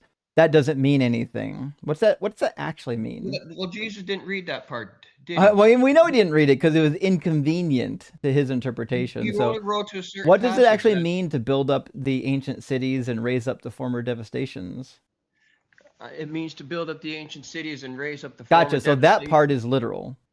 Words mean words. Yeah, but that's Christology. That's the way Christology works. That's not Christology. It's called lying. He's talking about the Lord. So if I didn't fulfill a single prophecy, I would do the same thing. I would go into these prophecies and say, none of these words mean what they say. They mean other things. Yeah, that's how Christology works. Hey, does context... I know, that is how Christology works. It's through lies.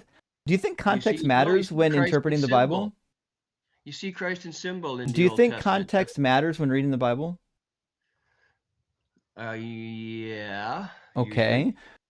Is it problematic that the context of this passage doesn't match your interpretation? That part isn't, the Lord didn't read that part. I'm aware that he didn't. I'm asking you, does it present a problem that the actual context of the chapter we're reading doesn't match what the New Testament says about it? It does match. Where does it match? Okay, the Spirit of the Lord is upon him. That matches. The matches Lord what? Anointed him to bring good news. That's the gospel. What does it match? So far. Okay, we'll start out easy. We're going to start out easy. We'll go Hermeneutics 101, day number 1, Bible college class. The Spirit of the Lord is upon me. Who's speaking in this text? When Jesus was reading it, he was saying... I'm not asking about Jesus. I'm asking about the text as we're reading it on the screen right now. All right, so Hermeneutics 101, the first question you ask is, who's speaking? Okay, well now what grade 1 question are you asking me? Hermeneutics 101, we're reading Isaiah 61. Who's speaking in Isaiah 61:1? Grade 1 level questions, elementary school level questions. Yes, I'm asking you an elementary level question because that seems to be your reading comprehension right now. So, right. Verse 1, who's speaking? I'd push your shoulder if we were there in person. Who's speaking? The prophet. Wait, did he just say he's going to push my shoulder? Yeah, I'd push your shoulder if I was there. What does that even mean? Is that like the Canadian version of a threat? Because you blatantly insult me to my face. That's how us men are. Oh, gotcha. Yeah, that's what Canadians do. That's right. I'm quivering. So verse 1, who's speaking? That's just rhetoric. That's just rhetoric. Sorry. My apologies. Oh, he is Canadian. I heard sorry. Okay, so again, verse 1, who's speaking? The prophet. There we go. So when he says the Spirit of the Lord is upon me, the actual context of the passage is the Spirit of the Lord on the prophet, we can call him Isaiah, to deliver the message of restoration, the message of good news of restoration to the Israelites after the Babylonian captivity. So give me one good reason why I would look at this and say, no. There's a secondary interpretation that is divorced from the actual context in which it was given. Why would I do that? kind of lost me. Okay. The context of the passage is that the prophet Isaiah is bringing good news to the oppressed, that God is restoring them. They're coming back to the land, and their property and their land will be restored. That's the good news. That's why the Spirit of the Lord is upon Isaiah. I'm asking you, why would I give a secondary interpretation of this passage that is divorced from the original context, which is what you're saying Jesus is doing? Why would I care about that? Well, that's how Christology works. But I'm not asking you what you think Christology is. I'm asking you to give me a viable reason to think that this prophecy has an alternative meaning that is divorced from the context. Because Jesus said it does. Why do I care what Jesus said? Actually, I care what Jesus says. No, I don't. Why should I care what Jesus said? Well, that's how that's what the message is But of that's the New Testament. I know that's what the New Testament message says. I'm asking why anyone should care. For example, if you read the Book of Mormon, we find the same type of prophetic fulfillment, where you have a double or a triple fulfillment of a prophecy that's disconnected from the original context, and they say it was fulfilled in Joseph Smith. Using the same, method of interpretation, why would the Book of Mormon be wrong? I don't know anything about the Book of Mormon. I've told you. Why would the Book of Mormon be wrong in applying a triple fulfillment to a prophecy that's divorced from the original context?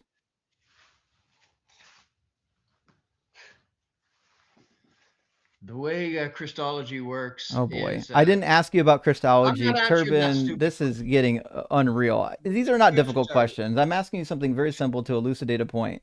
The Book of Mormon Okay, goes into the why do prophecies I- the same way the New why do I Testament does, and it rephrases or it reinterprets them to be about Joseph Smith. What I'm asking you is this an interpretive model that actually works? Well, I told you I don't know anything about the Book of Mormon. I haven't told read it. you the So in part order that to you answer your needed to question, I know, would have to know the Turbin. Book You of don't need Mormon. to I'd know have about to the know Book of all the Mormon. data, All you everything need to around it, do is then I listen would to say, what I Joseph said. said this In and the that. Book of Mormon, there are prophecies from the Hebrew Bible that they apply to Joseph Smith. They apply it using the identical same hermeneutics that you're using. They're saying, no, the context is irrelevant. We're giving it an alternative interpretation and we're calling it about Joseph Smith. Do you accept that these prophecies are about Joseph Smith? No, Okay, and why not? because the Book of Mormon isn't the Word of God. How do you prove that? The Book of Mormon isn't Scripture. No, the Book of Mormon is scripture because these prophecies prove it. No, that doesn't prove it. It does. It's a double fulfillment fulfilled in Joseph Smith. That proves it's true. Well, I don't regard the Book of Mormon as Scripture. Well, I don't regard the New Testament as scripture. You see the same problem? No, I don't. I'm not trying to convert you. That's the whole point. Is you're trying to Why the give hell a are you defense here? of your position. Yeah. Well, my opinion is that Jesus is who he is in the New Testament, and you're saying it. No, he isn't. And Well, he's I'm not. saying, well, that's my opinion that he is. Well, we know it's your opinion. We're asking you to defend the opinion using like sound logic and reasoning. Like we already know what your opinion is. We know what Christians believe. You don't have to tell us what Christians believe. What we're doing is pushing back on the idea because we don't believe that what you believe is sensible.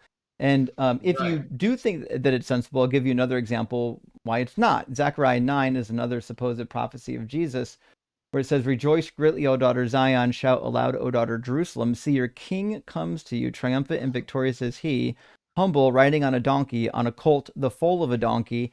He will cut off the chariot from Ephraim and the war horse from Jerusalem, and the battle bow shall be cut off, and he shall command peace to the nations, and his dominion will be from sea to sea, from the rivers to the ends of the earth."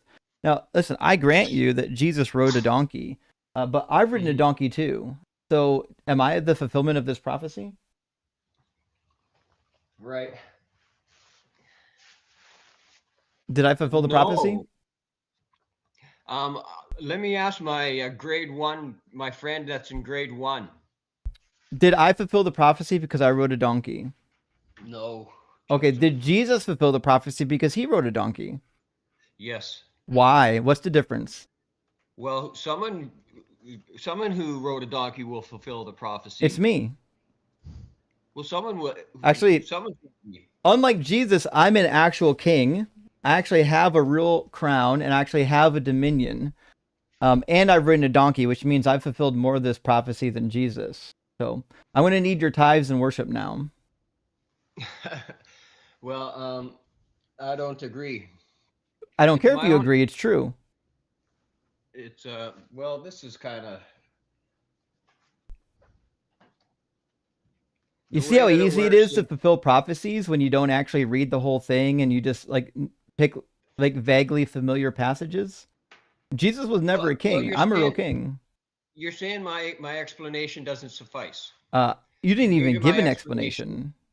Yeah, I gave you my explanation. No, you There's didn't give two. an explanation. Well, I did, but it didn't No, suffice. no, you didn't give one. I asked you to explain how Jesus riding a donkey fulfills it, but I don't fulfill it by riding a donkey, and then you didn't give me an answer. So you didn't give an explanation. Well, you believe that by faith. No, I'm literally wearing the crown right now. Right, but you don't have. Oh, you mean you God. believe it by faith? No, I agree that you believe it by faith. I don't care about faith. Right. Why do I care about faith? Faith is good. Faith. It's good to have faith. Why? Faith. Faith. To define faith, I'll define that for it's believing what someone told you. That's faith. Why would we have faith? Do you have faith in Muhammad? No. Why? Oh, he was a murderer. Oh He no. You don't have a his problem with deeds. murder, do you? Yes. Oh no. Have you read the Bible? Yeah. Oh sure. Have you read the parts where God says to murder babies? No.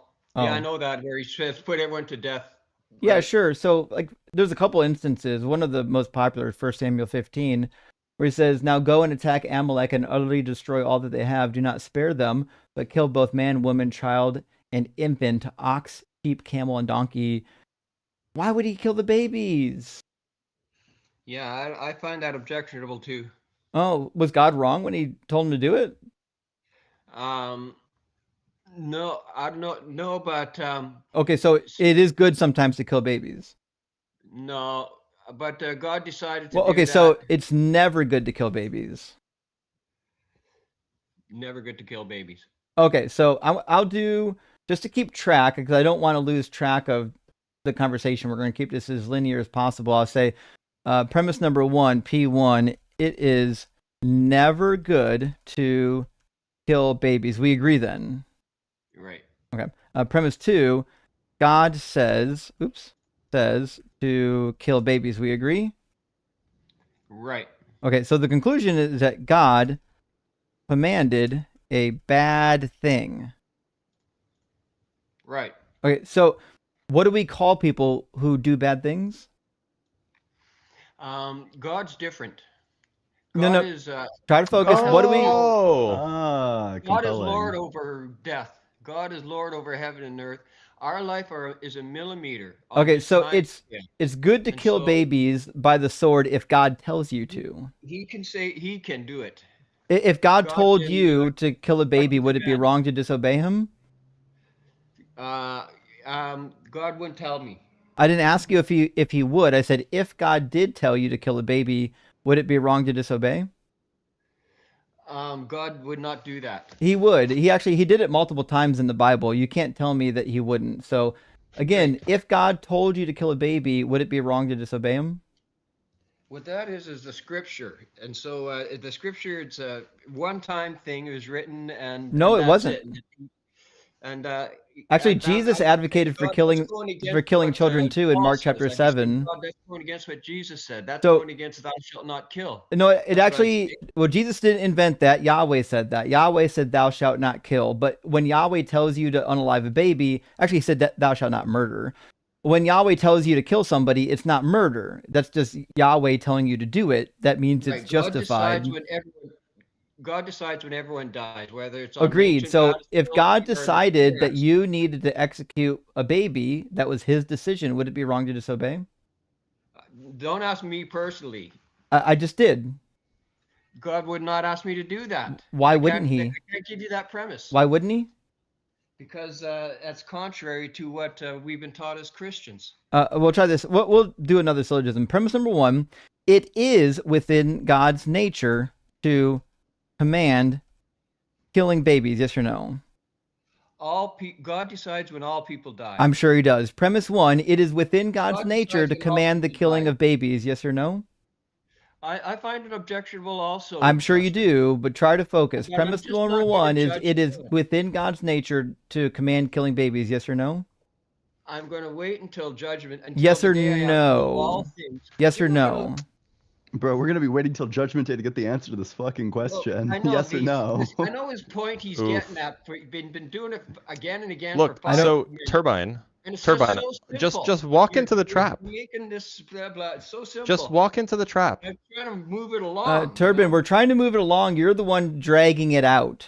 Like you could have been done 5 minutes You ask ago. me these simple questions. I know. Okay, so I'll give you the answer. Premise number 1, the answer is Find that yes. technique It is objectionable. within God's nature to command the killing of babies, or else he wouldn't be able to do it in 1 Samuel 15, correct? Right. Okay. Premise number 2 is that God's nature, and get this, you've heard this one, does not change. We agree there, don't we? Yep. Okay. So the conclusion is that it is always within God's nature to command baby killing. So we agree. It is within God's nature at all times to command baby killings when he so chooses. So the question again is simple. If God commanded you to execute a baby, would it be wrong to disobey? No. Why? Yes, I mean. I meant to Yeah, say there yes. we go. We got it. Yeah, thank you. It would be I meant wrong to say yes. to disobey God if he told you to kill a baby. We finally got an answer. If God Right. told you to cut off like you got to do it old school, like with a sword, or you got to just lop the head off, it would be wrong to disobey. This is sick, Justin. This is like, isn't there better things we could talk Well, about? I actually don't This is think it's sick because When in the Bible, God God asks you- says in Psalm 179 Come on. or 139, actually Man. 139, I think verse You know, 7. other conversations you have are pretty He actually much unbearable says, to it, that's Just show. 39, not 139. Let's try it again. Nope, it's 137.9. I knew I was going to get it eventually. 137.9. He actually disagrees with you. In fact, he says, happy shall they be who take your little ones and dash them against the rocks. We talk about the Babylonians, the Chaldeans. We can talk about a bunch of things. God actually, I don't know if you know this, God takes delight in this type of punishment. Right. He says so in Deuteronomy 28:63.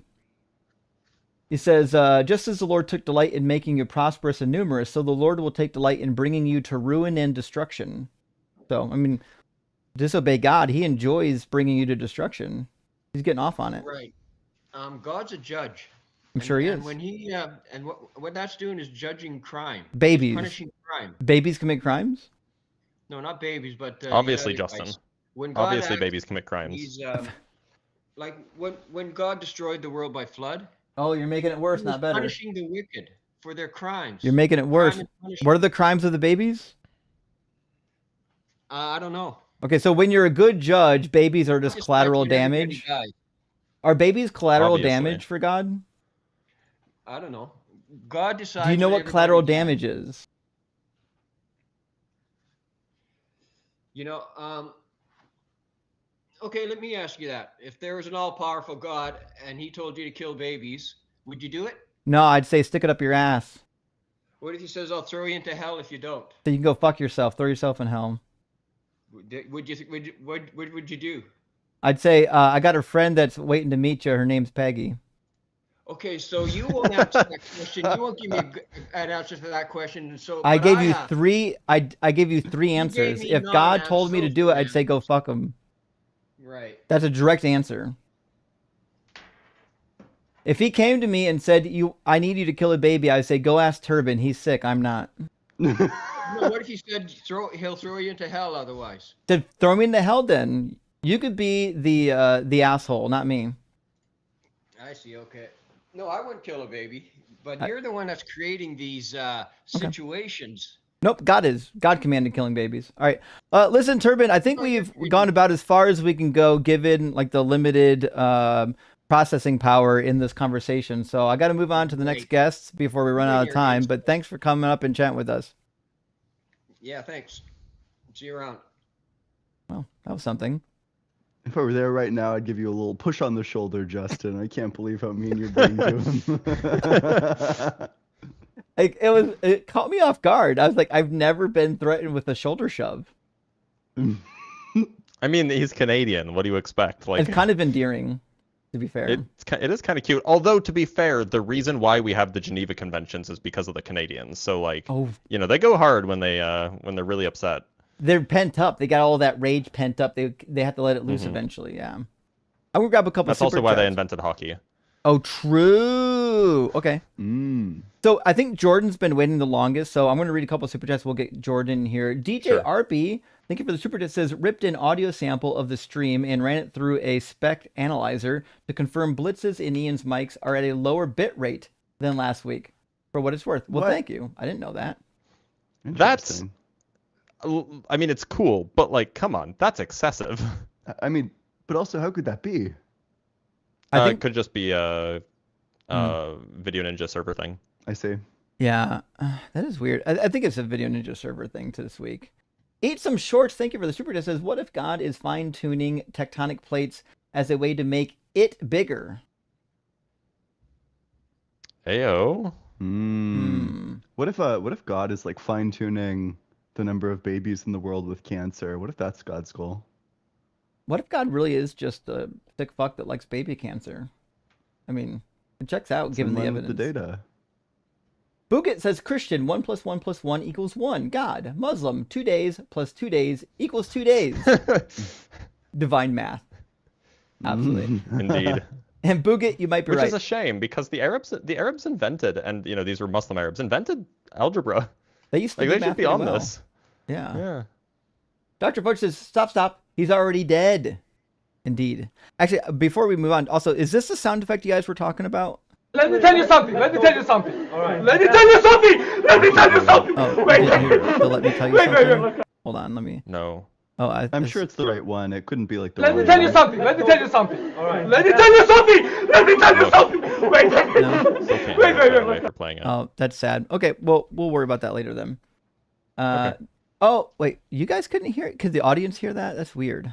I'm sure the audience can, but we can't hear it for some reason. Apparently, it is the right one, though. I see why. This is the one. This is why. Let me tell you something. Oh yeah. Let me yeah. tell you something. Wait. You honestly, you just need the first 4 "Let me tell you somethings." It's so funny. Yeah, you definitely don't need the whole thing. Okay, I'll definitely get that taken care of. It's downloaded. Excellent. Big Bob, not big. Bob the Monitor. Hey, thanks for the super chat. Says argument ad jazz is a genius rhetorical strategy. Actually, it's not terrible. Beep bop boop. Yeah. And relax with Russell. Good to see you this morning. It says, Ian, do you think you're giving too much grace to fine tuning? Don't they first need to give reason to believe such a being exists and has the ability to create and desire to create? And how would they know that? No, this is the reason. This is the evidence. The way that you gather evidence for a hypothesis is you say, what does this hypothesis predict? For example, I mean, like, surely it would be evidence that like a fine tuner exists if there were crystals that just naturally, I don't know, like turned themselves into like little messages that say like made by God or something like that. Surely that would be evidence that God exists. The question is, what would we expect if a God existed? And then we go and look at the world around us and see whether that evidence obtains or not. Sure, that's fair. Also, Bendova, hey, thank you so much for sending out 5 unapologetic gifted memberships. That is huge, Let's my go. friend. Really appreciate that. In fact, fucking go. And Nice. Big W. Hammers on Nagoski, thank you for the $20 super chat. Says, wouldn't it be a contradiction holding to the B theory of time and hold to a modus ponens being logically closed, how could you believe your beliefs distributes over implication from past, present, future belief sets? Well, I don't understand that last bit. I'm not really sure what the question's really asking, but okay, what you're gonna hold on B theory of time is that you have different temporal parts, that what you are is a four-dimensional object, and that you're going to have like specific beliefs at specific times, that you just have like the part of like you have the temporal part which is like this belief at this time, and then you have a separate temporal part which is like that belief at that time. Fair enough. All right. I think we had a guest, Jordan, that was waiting to get in, and they dropped. And then our next guest in line in the YouTube queue dropped. So now I think next in line is Glebus. So let's grab Glebus, and we'll keep the conversation moving. Yes, Glebus, son of Glorp. Obviously. Glebus, welcome in. Are you at least 18?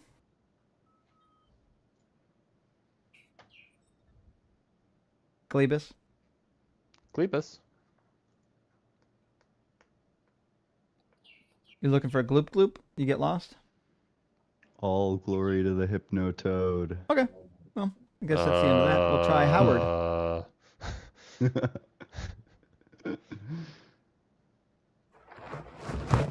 Welcome in, Howard. Are you at least 18, and do you believe in God? Howard. Insightful. I don't speak Iridian. Howard, are you up here by accident? Knowers will know. I am up here by accident. Gotcha. We'll take care of it. Fair enough. Thanks for being here, friend. Oh, W. Howard. All right, let's get Flacanius from the YouTube queue, and hopefully we'll get some conversations going here. Flack, welcome in. Are you at least 18, and do you believe in God? Yeah. Can you give me 1 second? Yeah.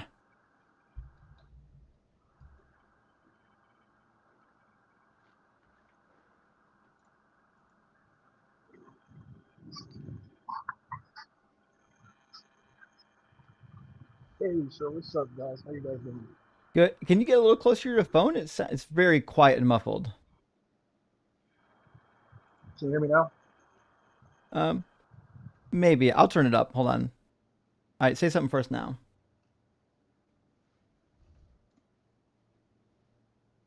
I didn't hear anything you just said.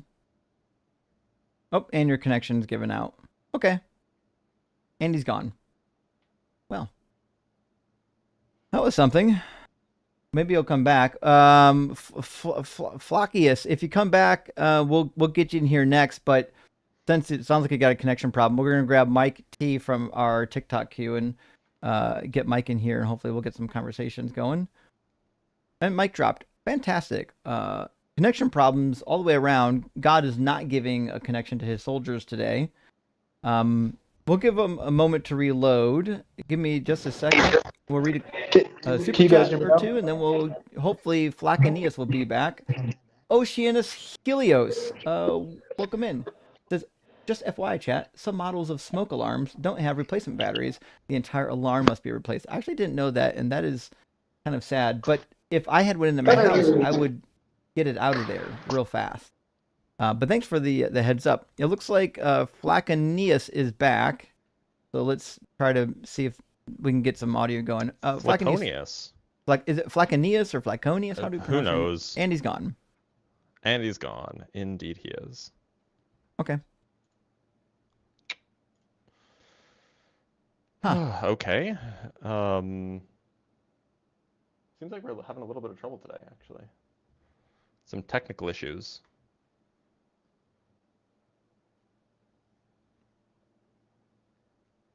Do we have more people in the queue? Is it time for my stand-up routine? Nope. Hello? You should, if you have a stand-up routine, I would be Hello? enthralled. I'd watch. Flaconius, how's it going? Let's try this. Can you again. guys hear me? Yeah. Oh, okay. No, man, I just had a couple questions for you guys. Well, we'll start out with the basic entry point. Are you at least 18 and are you a believer? Yes, to both. Okay. And do you believe in a particular God? Yes, the God of the Bible. So you're a Christian. Gotcha. Okay. What do you think is a good reason to believe in the Christian God or any God? Well, I was actually talking in the chat, and I continue to stand by, Jesus Christ is the answer. Answer to what? Well, Jesus The Christ, question. he's God in the flesh. I mean, that's the best evidence I think How would you of prove proof of that? God. Sounds like the Well, claim. I mean, the whole deal with the Romans and everything. I feel like, What deal? the deal with the Romans. What about him? I mean, like it's a historical fact, like What is a everything historical that fact?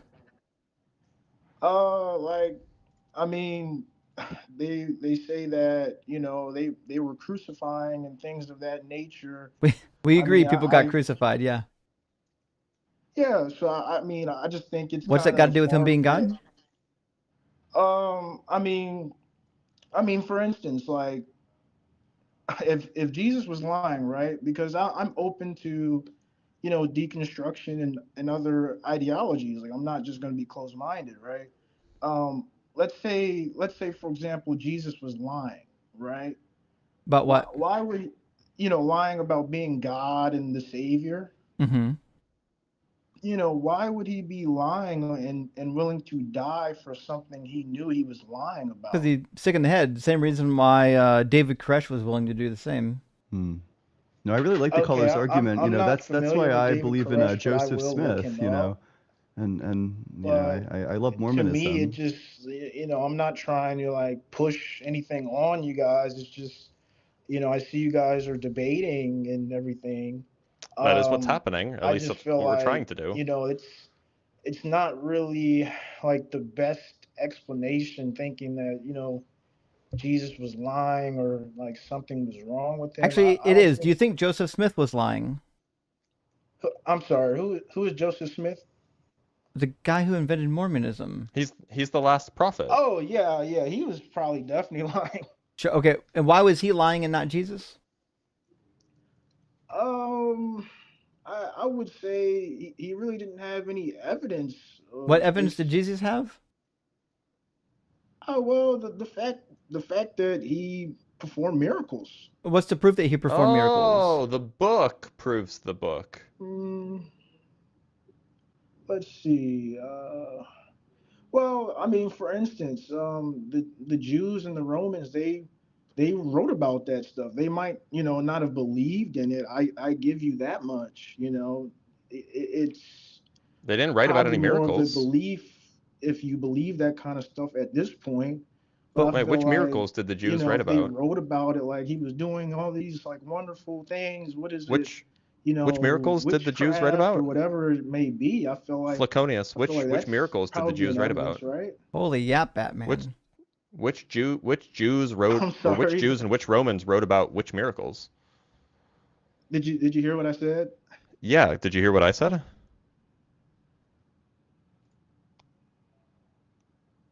Oh, I can't even hear you guys anymore. Which miracles did the Jews write about that Jesus did? Um, Can you I not hear don't me? think they wrote about one particular one, but Blah, I blah, know blah, blah, that blah, blah, blah, blah. they were just kind of generalizing You can't about hear me. them. Justin, can you hear us? I can hear you.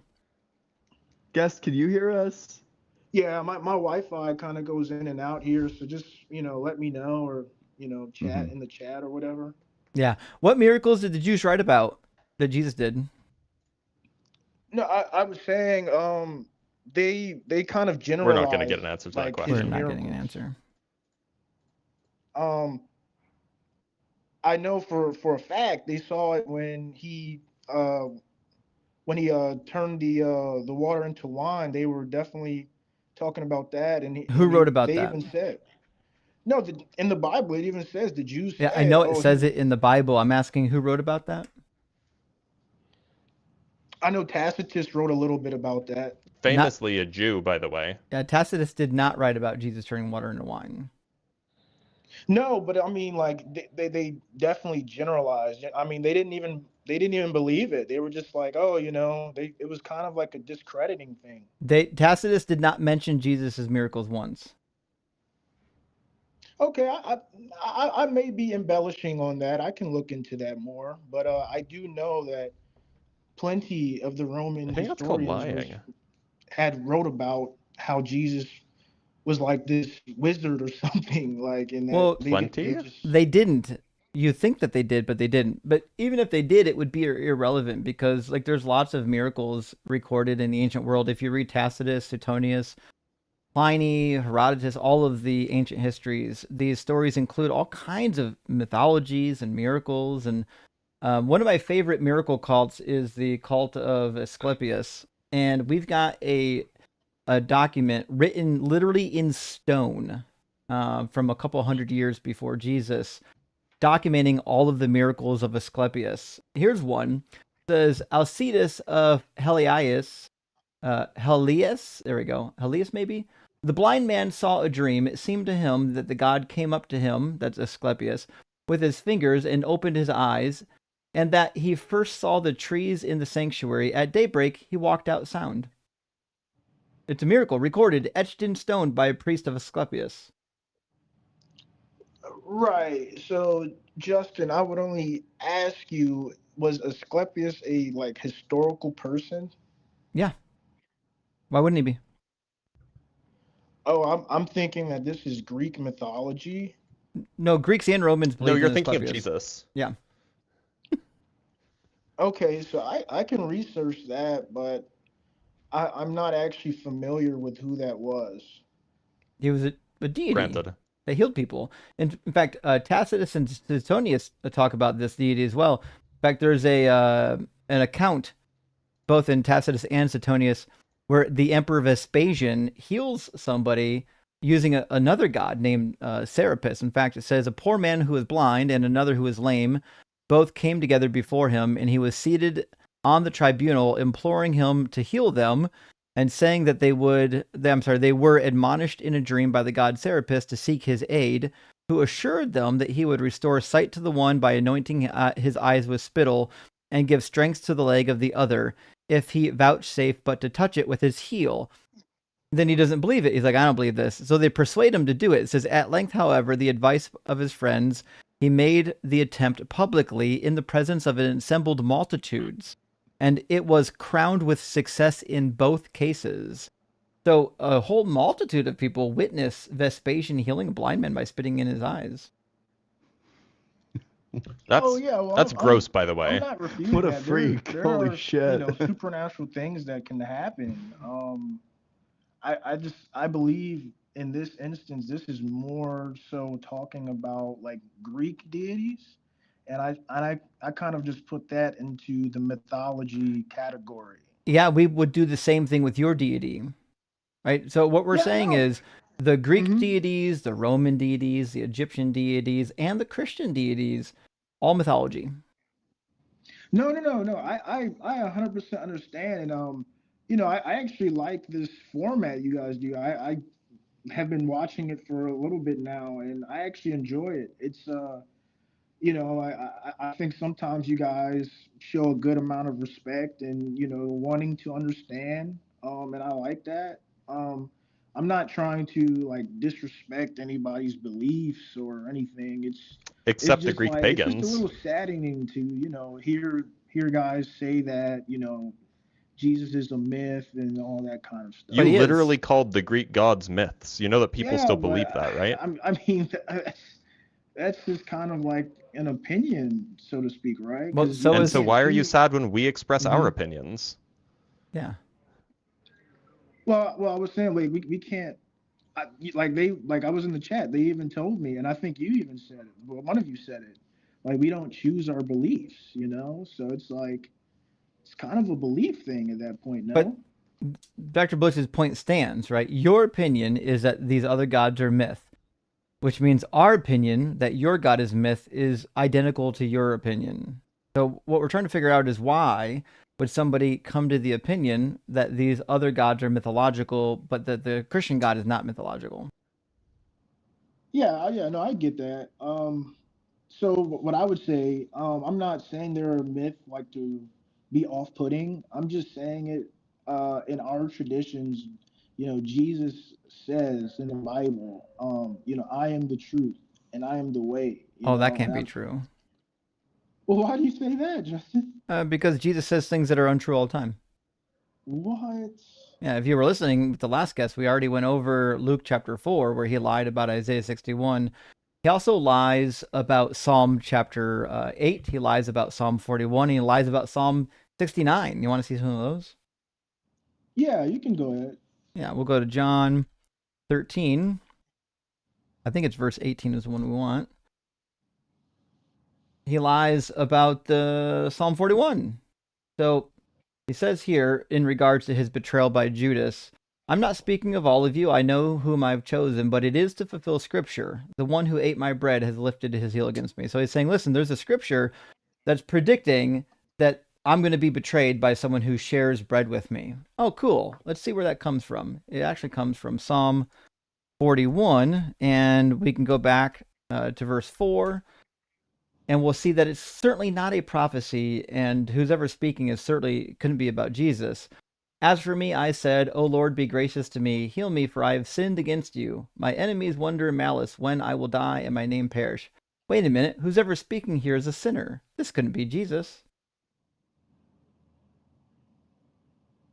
So you're saying that's the verse it was talking about? It is, yes. In fact, the quotation comes from verse 9. When my close friend in whom I trusted, who ate of my bread, has lifted the heel against me. So this passage is a lamentation of David about his own present struggles, which is why he says, forgive me, I have sinned, because David has sinned before.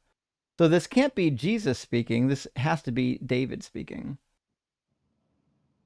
No, yeah, it probably was definitely David. I think that's one we would probably interpret more so than take literally. I think I'm understanding the theology behind that or Christology.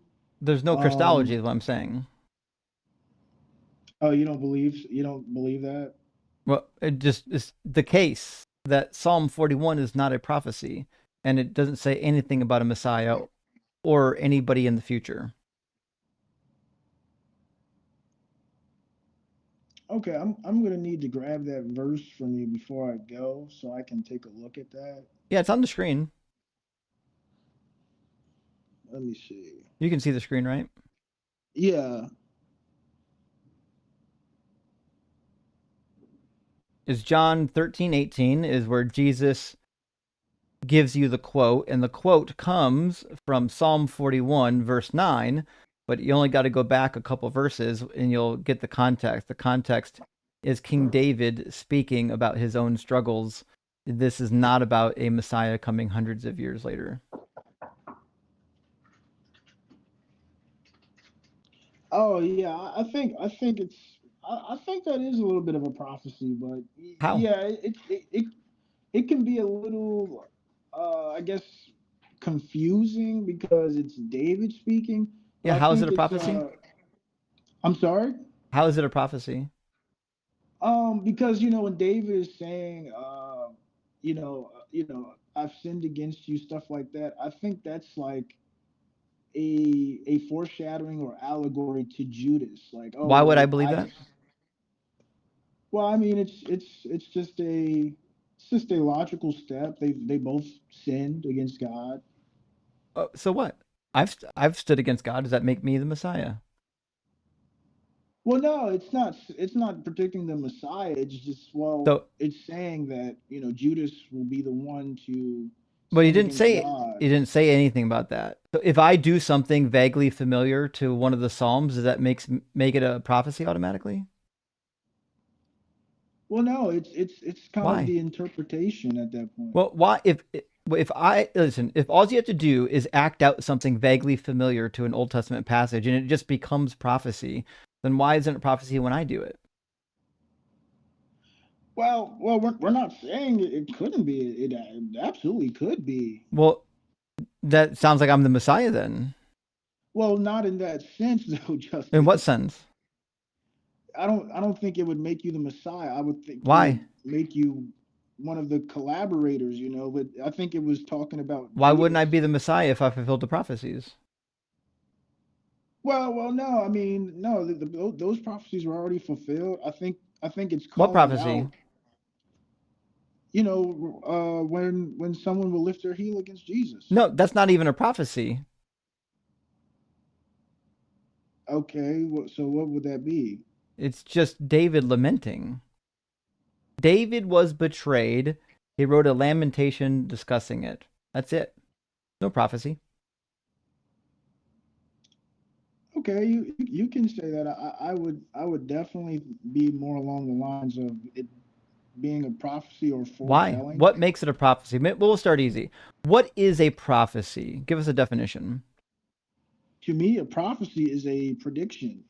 Oh, a prediction. Okay, well, so far, we'll put it on the So- notepad. So a prophecy is a prediction. Easy enough. Okay. And to be clear, I imagine that means that it has to be about the future. Yeah, a prediction or So like in a future kind of tense, prediction perhaps where something it like this will absolutely should happen. come true. Something like, in 400 years, the lion will strike down the snake. Like that would be a prophecy.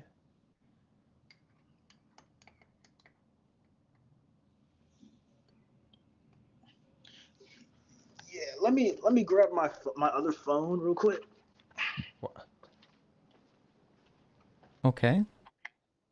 I don't know But if you you can you hear guys me. can keep going. Well, Could you hear me? tell me if you agree with the premises. Premise number 1, prophecy is a prediction about the future. Yes or no? Essentially yes. Okay. We'll do premise number 2 then. Is predictions about the future use future tense verbs and words? I mean, it wouldn't have to. They can be metaphorical. How would you things like know? that. How would you know which words are for the future when we're using past tense or present tense words? I mean, I think it's just how can I say this? Uh, If I'm opening the Bible, I'm just going to read. I'm going to open the Bible to a Justin. random verse. It's going to be Samuel 13. It says Saul chose 3,000 out of Israel. 2,000 were with Saul in Mishal in the hill country of Bethel. Is that a prophecy? Justin, you just have to use discernment. You're right. I lack discernment. Okay. Now, Flaconius, how do you know that what I just read isn't a prophecy? it was more of a statement at that point. So? All prophecies are statements. Like a prophecy, it would have to be either alluding to or talking about something that's to happen. It can be metaphorical. Okay, kind so of it should vague. use words that indicate future, wouldn't it? I mean, I guess for the most part. Okay, easy enough. Verse 15. Saul counted the people who were present with him, about 600 men. Is that a prophecy?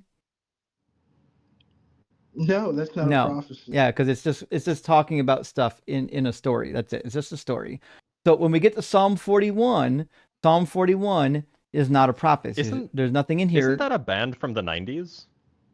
Psalm 41? Oh, Sum 41 is the band. Oh, okay. I thought Psalm 41 was the band that famously wrote songs such as Does This Look Infected? No, that's Hell definitely Song, Sum and Still 41. Waiting. Oh, okay. Just checking. Yeah. I didn't know.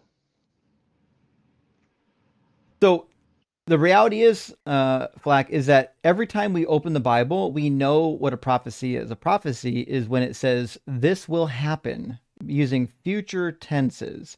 You don't just get to open up any verse and call it a prophecy because it sounds vaguely familiar to something that happened later. For example, Psalm 51, for I know my transgressions and my sins are ever before me. Is that a prophecy? No. No, of course not. It's just a statement, right? So when we get to Psalm 41 is also not a prophecy. When it says that somebody, in fact, it says, even my bosom friend, in whom I trusted, who ate of my bread, has lifted his heel against me. That's just a statement, isn't it? Sure.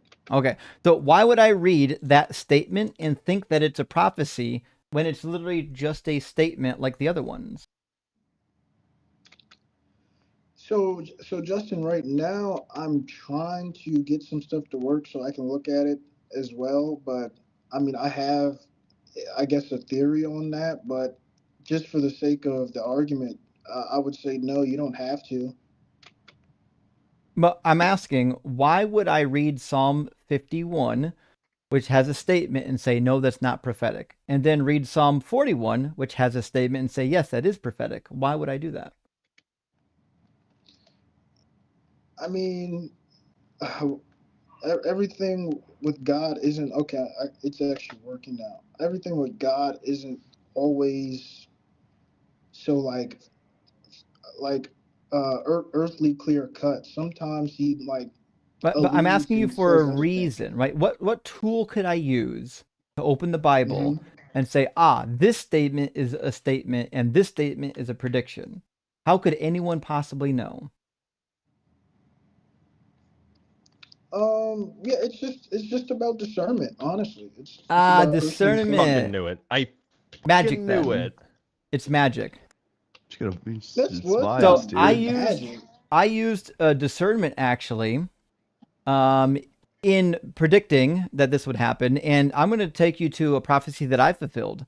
It's in Deuteronomy 4, verse 28. And it says, you will serve gods, objects of wood and stone, which are actually behind me on the shelf, dug in Sharon stone, which means obviously Deuteronomy 4:28 was fulfilled in me. We agree or disagree? I'm sorry. What was that? I Deuteronomy discern four that. twenty 28 says, you will serve gods made by human hands, objects of wood and stone. I discern that to be true. Yeah.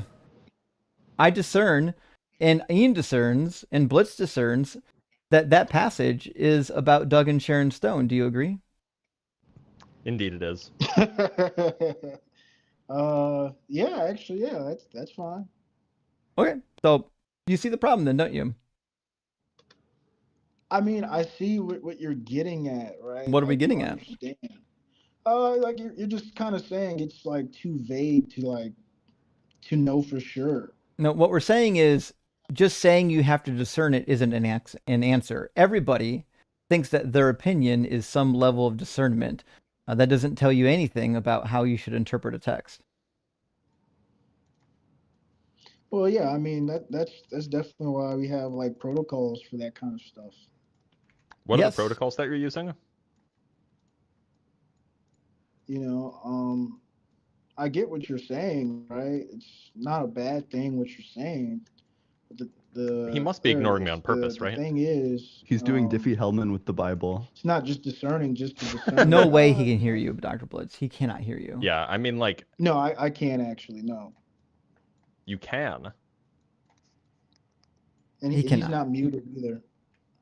No, he can't hear you. Oh, he cannot hear me. Yeah. So Flack, the point is pretty simple here.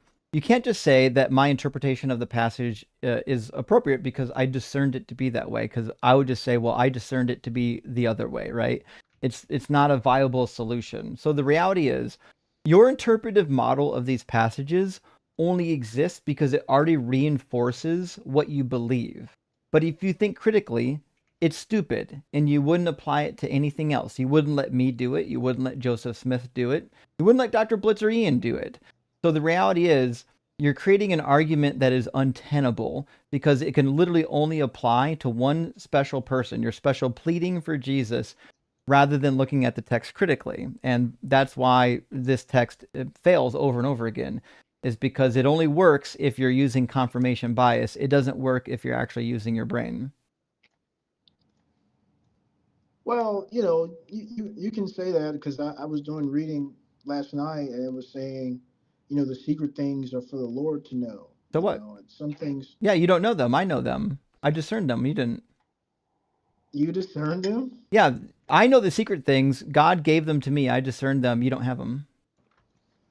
Well, the See how Bible meaningless says that phrase is? No, I get what you're saying. That's what I was going to say. The Bible literally says we test the spirit by the spirit. I know. I've How tested yours, and it's wanting. Yeah, the spirit's it's telling me that you're wanting. wrong. I'm conferring with the spirit. Yeah. Wow. Yeah. That's Yeah. Yeah. definitely Yeah. something. Spirit says no. I mean Mhm. that's pretty much what we would do. I mean, can you actually give me the verse where Jesus was like saying that about what David was saying? It's John 13:18. John 13:18. And I'll give you one other piece of homework since we're kind of closing in on the time where um, we have to kind of wrap up the show. I'm going to take you to Matthew 27:9. I've been challenging people with this with no avail, but I'm sure somebody will find it eventually. Matthew 27:9. There's a quote from Matthew. He says comes from Jeremiah. It says, when Jesus was betrayed for 30 pieces of silver, it says, then was fulfilled what had been spoken through the prophet Jeremiah. And then he gives a quote. And they took 30 pieces of silver, the price of the one on whom a price had been set, on whom some of the people of Israel had set a price. Can you find that quote for me? I've looked in the Bible. I can't seem to find it. Not, at least not in Jeremiah. Give me 1 second here. Mm-hmm. I'm gonna try to find it. Sure. Mm-hmm. Let me know when you get it. I got my Bible ready.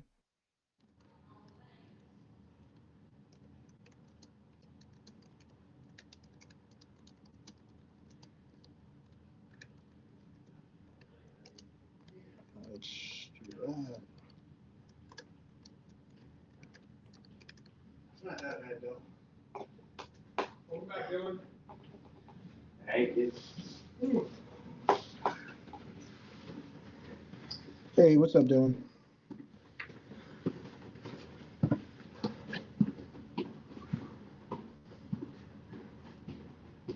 Yeah, so actually have it, Justin. I mean, yeah, Justin. Yeah, let's have it. Okay, this is Matthew 26:14. Nope. I Then need the was quote in Jeremiah. in Jeremiah. Yeah, he's saying that Uh, Jeremiah said, and this is what he said, and they took 30 pieces of silver, the price of the one on whom a price had been set. He said Jeremiah spoke those words. Can you find that for me in Jeremiah? Okay, let me find that.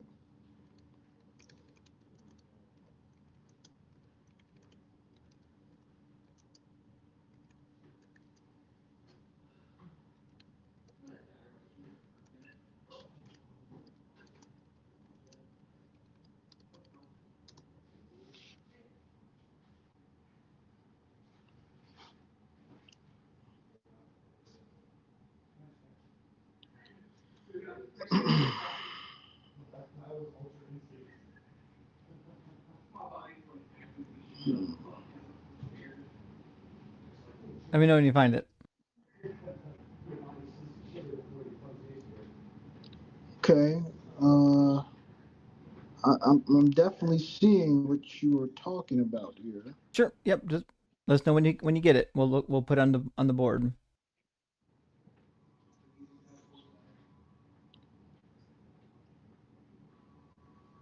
So I don't see it where it's in Jeremiah. Sure. Yeah. So where'd it come from? It looks like I have Zechariah and Matthew. Yeah, Zechariah. Interesting. Why did Matthew say Jeremiah said it?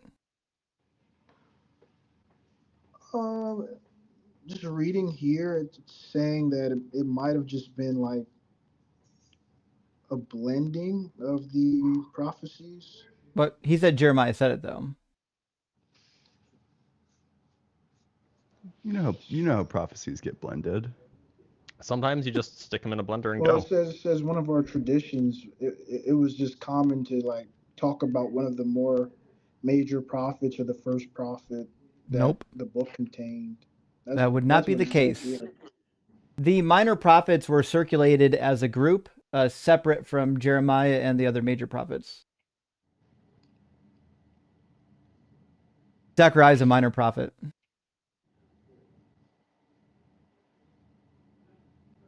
Yeah, that's what I'm saying. So So it you would never reference appears. Zechariah by saying Jeremiah ever.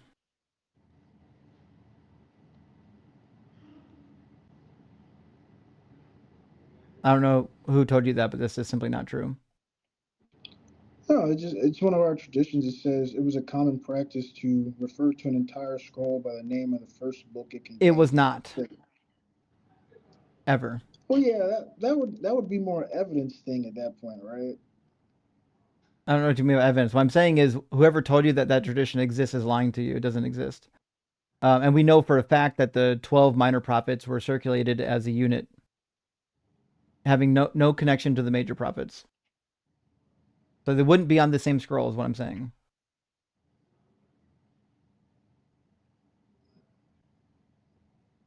Okay, I mean,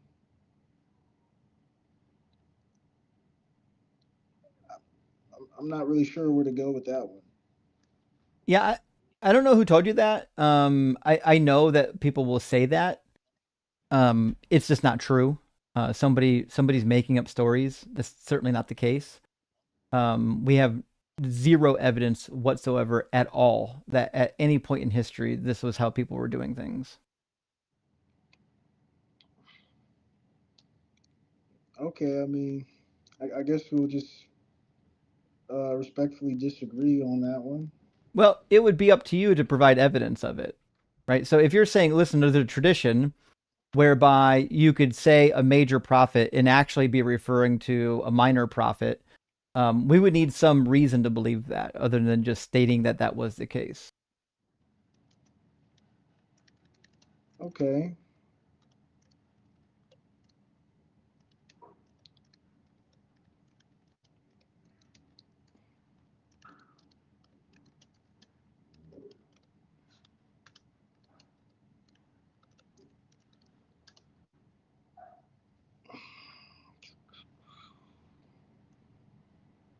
I wish you could hear me. All right, be nice. Yeah, if only. Um, well, what I'm reading here. Also, we have pretty good evidence from the Talmud that the books were circulated not just as a unit of the 12 minor prophets, but also sometimes separately, like just Zechariah on its own. And we know that to be the case as well from transmission history. Here's one section. It says, it is permitted to include all of the books of the Torah, the prophets, and the Holy Scriptures into a single scroll. So everything all in one scroll. Then he says, 4 empty lines should be left between each book of the Torah and 3 empty lines between each book of the prophets. One should also leave 3 lines between each book of the 12 minor prophets, because the 12 minor prophets were sectioned off as their own collection. So even when you had a scroll that include every single book, the 12 minor prophets still got their own designation. Yes, no, I get what you're saying. I think it actually goes hand in hand, but like what I'm reading here kind of actually makes sense. I It mean, doesn't make it sense. it doesn't make like modern sense in a way No, like how we it would doesn't think. make any sense because it's not true, is what I'm saying. They did not circulate books by attaching the 12 minor prophets to Jeremiah. That But never books, happened. There's do you? never been a period in history where Jeremiah was singularly connected with the 12 minor prophets, ever. No, not in books. But in the Bible that does happen. It does not. It does because Show me. uh so Mark 1 and 2. It was saying it. Mark 1 and 2 is another blunder. That's what I'm saying. The Bible sometimes That's what does I'm that. It's just saying. It how was we another used to do blunder. things. Sometimes they would just do that, and they would No, just. they wouldn't do it. They had they're idiots, is what I'm saying. Mark 1, he says, No, I as get you. I get you. written in the prophet Isaiah, see, I'm sending my messenger ahead of you who will prepare your way. That doesn't come from Isaiah. That comes from Malachi. Malachi. Yeah, I know. Okay, That's what so I'm saying. my point is these people weren't acquainted with the scriptures, which is why they misquote it over and over again. Almost every time the New Testament quotes the Old Testament, they either misquote it, they quote it Mm. from the Greek Septuagint poorly, or they misuse it in some way. In fact, I think what the New Testament is doing with the Old Testament should be categorized as abuse. Yeah, that's what I'm saying. I mean, I get you don't really like that, and that's okay. Like it doesn't make modern sense. I get it. I'm Doesn't just make any pointing out sense. to you. No, I 100% understand you. I'm just saying that this is a trend in the Bible, you know, slight It's trend. not. What's a So trend in the Bible is misquoting it, the New Testament misquoting the Old Testament over and over again. But listen, This hip Fleck and new Neas, trend. it's 3 o'clock. We've got to read what's left of our super chats and close out the show. But thanks for coming up and chat with us, okay. man. Yeah, I'll definitely try to get on again. This was a little shorter than what I would have liked and what normally happens, right? Well, we don't mind longer conversations. We have a cutoff at 3. So come on back next week and we'll have another conversation. Okay, all right, that sounds good, guys. You guys enjoy the rest of your day. All right, Yeah, cheers, you have a bud. great Take day. care. Yep, same to you. It's a shame that he couldn't hear you, Blitz. Yeah. I know.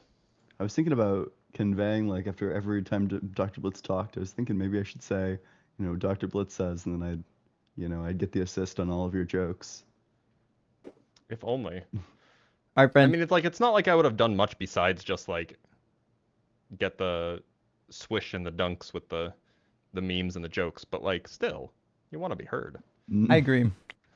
Also, Blitz showed us the cat. Take my money. Well, DJ Biglix, we agree. Big W on the cat. Cat is beautiful. Thanks for supporting the stream. And Diver Life, thank you for the super chat. Says Justin, you should also add the "Why are you running" sound for whenever you get That'd be Phil pretty Bros. funny. Oh, why are you running? What's that from? Yeah. I don't actually know where it comes from, but I've definitely seen the clips. And if Okay. I feel like if I do the bit, people will think I'm being racist, but it was actually just an African guy saying it, and it's hilarious. Okay. Especially with the context of the video. But I'm not gonna do the bit, so I'll have to link you the thing or something later. Yeah, someone have to send me that sound effect. Thank you for You for the gotta suggestion. do it. You gotta whitewash it. Why are you running? Why are you running? There you go. Also, it says, whenever you get Phil Bros or just bad faith malacas, that's a good Hanjiism. Love all 3 of y'all. Well, thank you. Rock hard for Doug, Lamp, Lava, and Salt Girl. Well, thank you. Appreciate that. And John, thank you for the super chat. Says, giving away energy, fusion, entropy, heat loss, radioactive decay. We see it in chemistry, including organic. Just a shower thought. Praise Doug. Rock hard. Rock G for Doug? That's got to be a typo. Rock God for Doug. Maybe. I don't know. That'd be a typo. Jessica, thank you for the additional rhyme. Apologists for Islam beware. Ems is always secretly here. That actually is true. Always secretly here, calling from his phone in that deep, soothing tone. Defend your prophet if you dare. And I wouldn't. Have you guys seen Muslim literally run from Ems when he comes up? Bro, they get no, but it checks so out. pressed. They're like, oh, not this guy. It's true. Bend over. Was that a Crowder reference, by the way? Which I don't one? know. I don't know Crowder. So when Crowder ran from Sam Cedar. Oh, Sam Cedar. That's classic stuff, actually. Bend over says BBC series as well. Secret Life of and insert plants, birds, mammals, etc. Yeah, I think that's the case. I've seen one of them. I think The Secret Life of Trees, and it was okay. I like the BBC.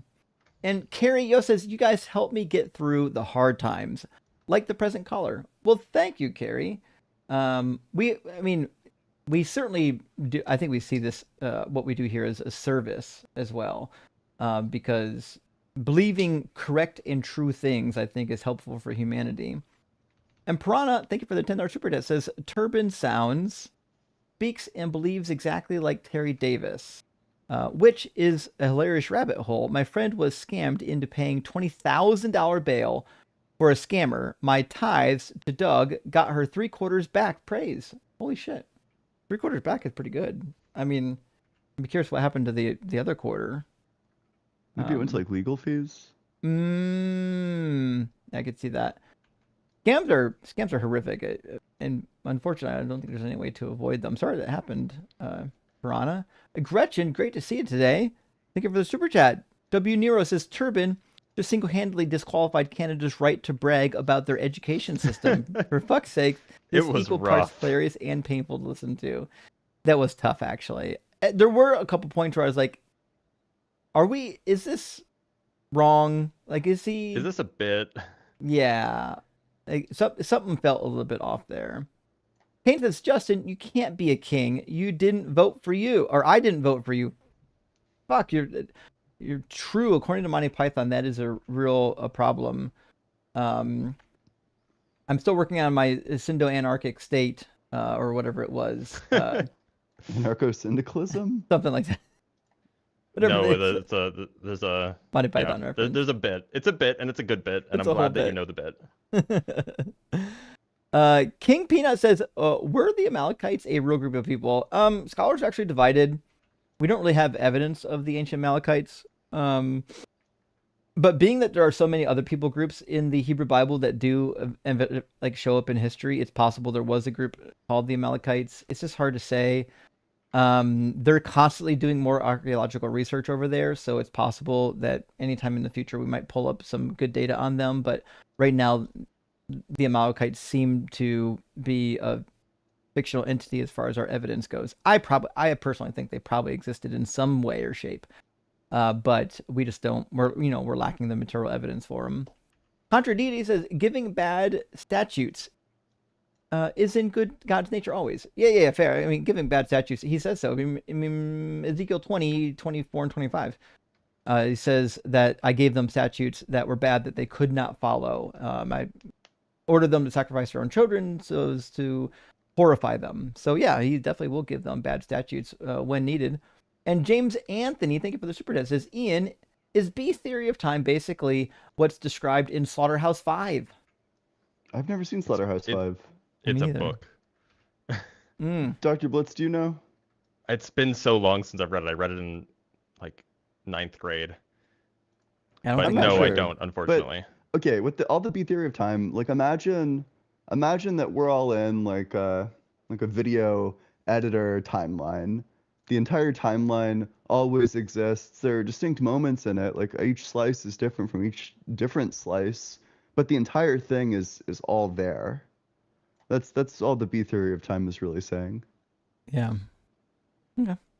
Hey, our Wordja, thank you for the $10 super chat, friend, says, Justin, I know you're super duper busy, but can you commit to checking your emails this week or in the next few days? Thank you, mucho, Robin. I can. I don't know what that means. He can, but he won't. I've got like 8,000 unread emails. So, and when I search Robin in my inbox, nothing comes up. So I guess I don't know what to tell you. Here's the deal, though.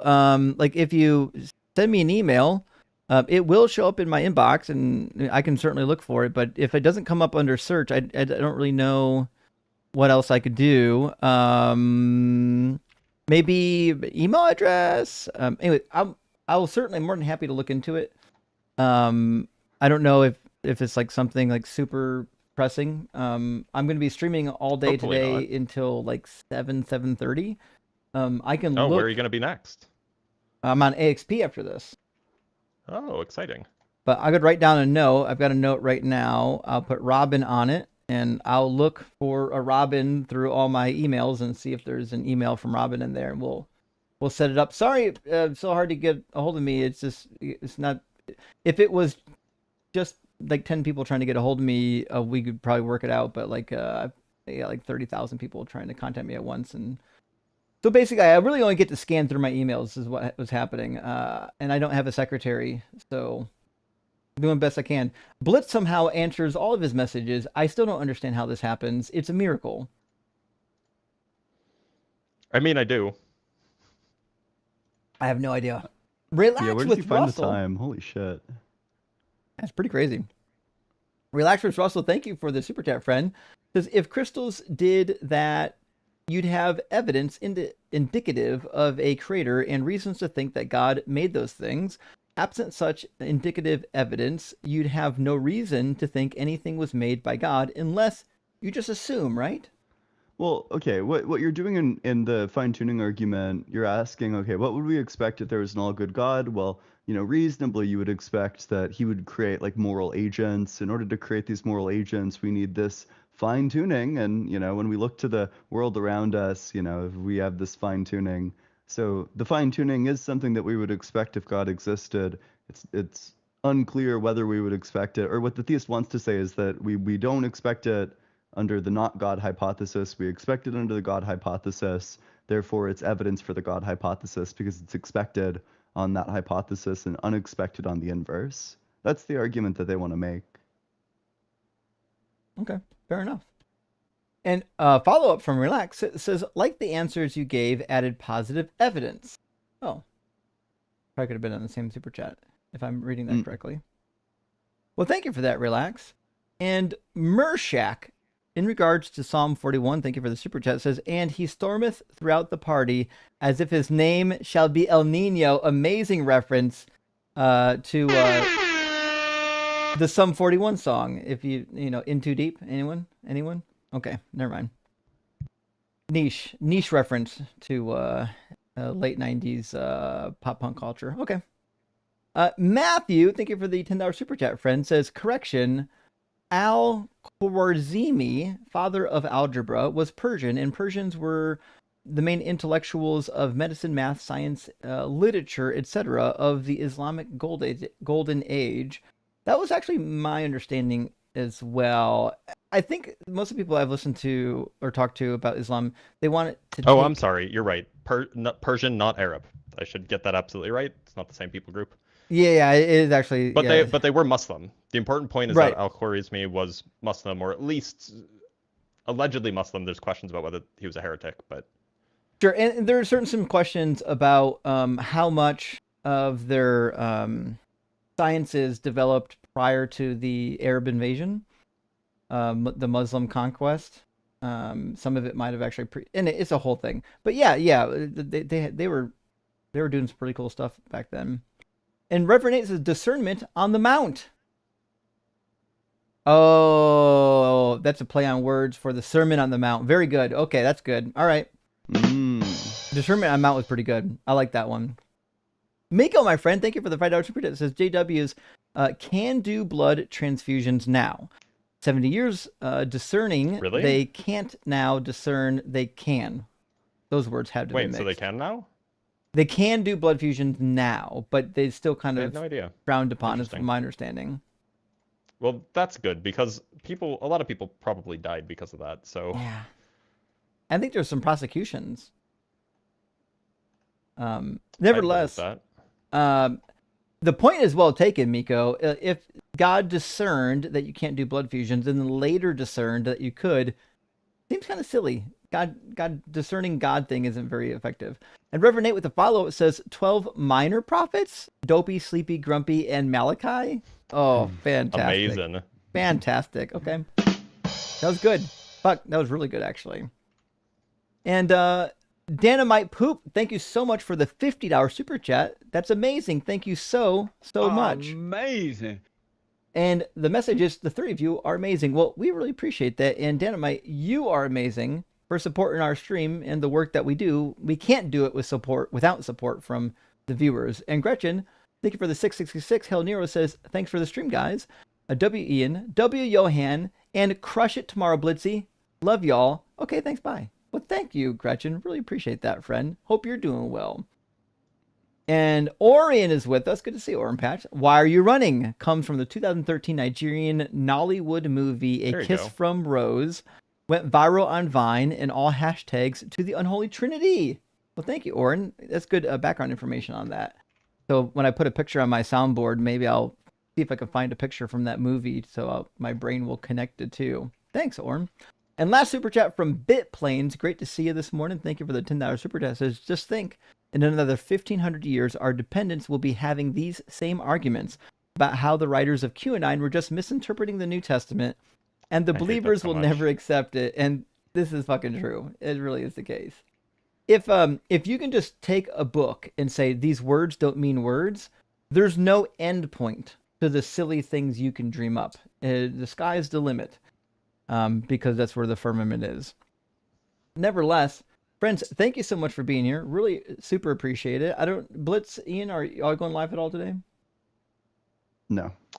I don't think so. I'm hanging out with my girlfriend. Hell yeah. Okay. I'm gonna try to write a few scripts and record some stuff. Okay. I'll be live at 5:30 Eastern Standard Time on the 8th Experience with our friend Thinker. So y'all tune in for that show. It should be a lot of fun. And we'll see you again probably Monday, Tuesday when we get back to running streams. Make sure you're all stopping by Blitz's channel this week and watching all of his video drops. He's going to have some extra videos dropping this week. Make sure you stop in, like, comment, and share on the videos. And we'll see you soon, at friends. Dr. Blitz Debunks on the main chat or on that channel. At Dr. Blitz Debunks on YouTube. Go there.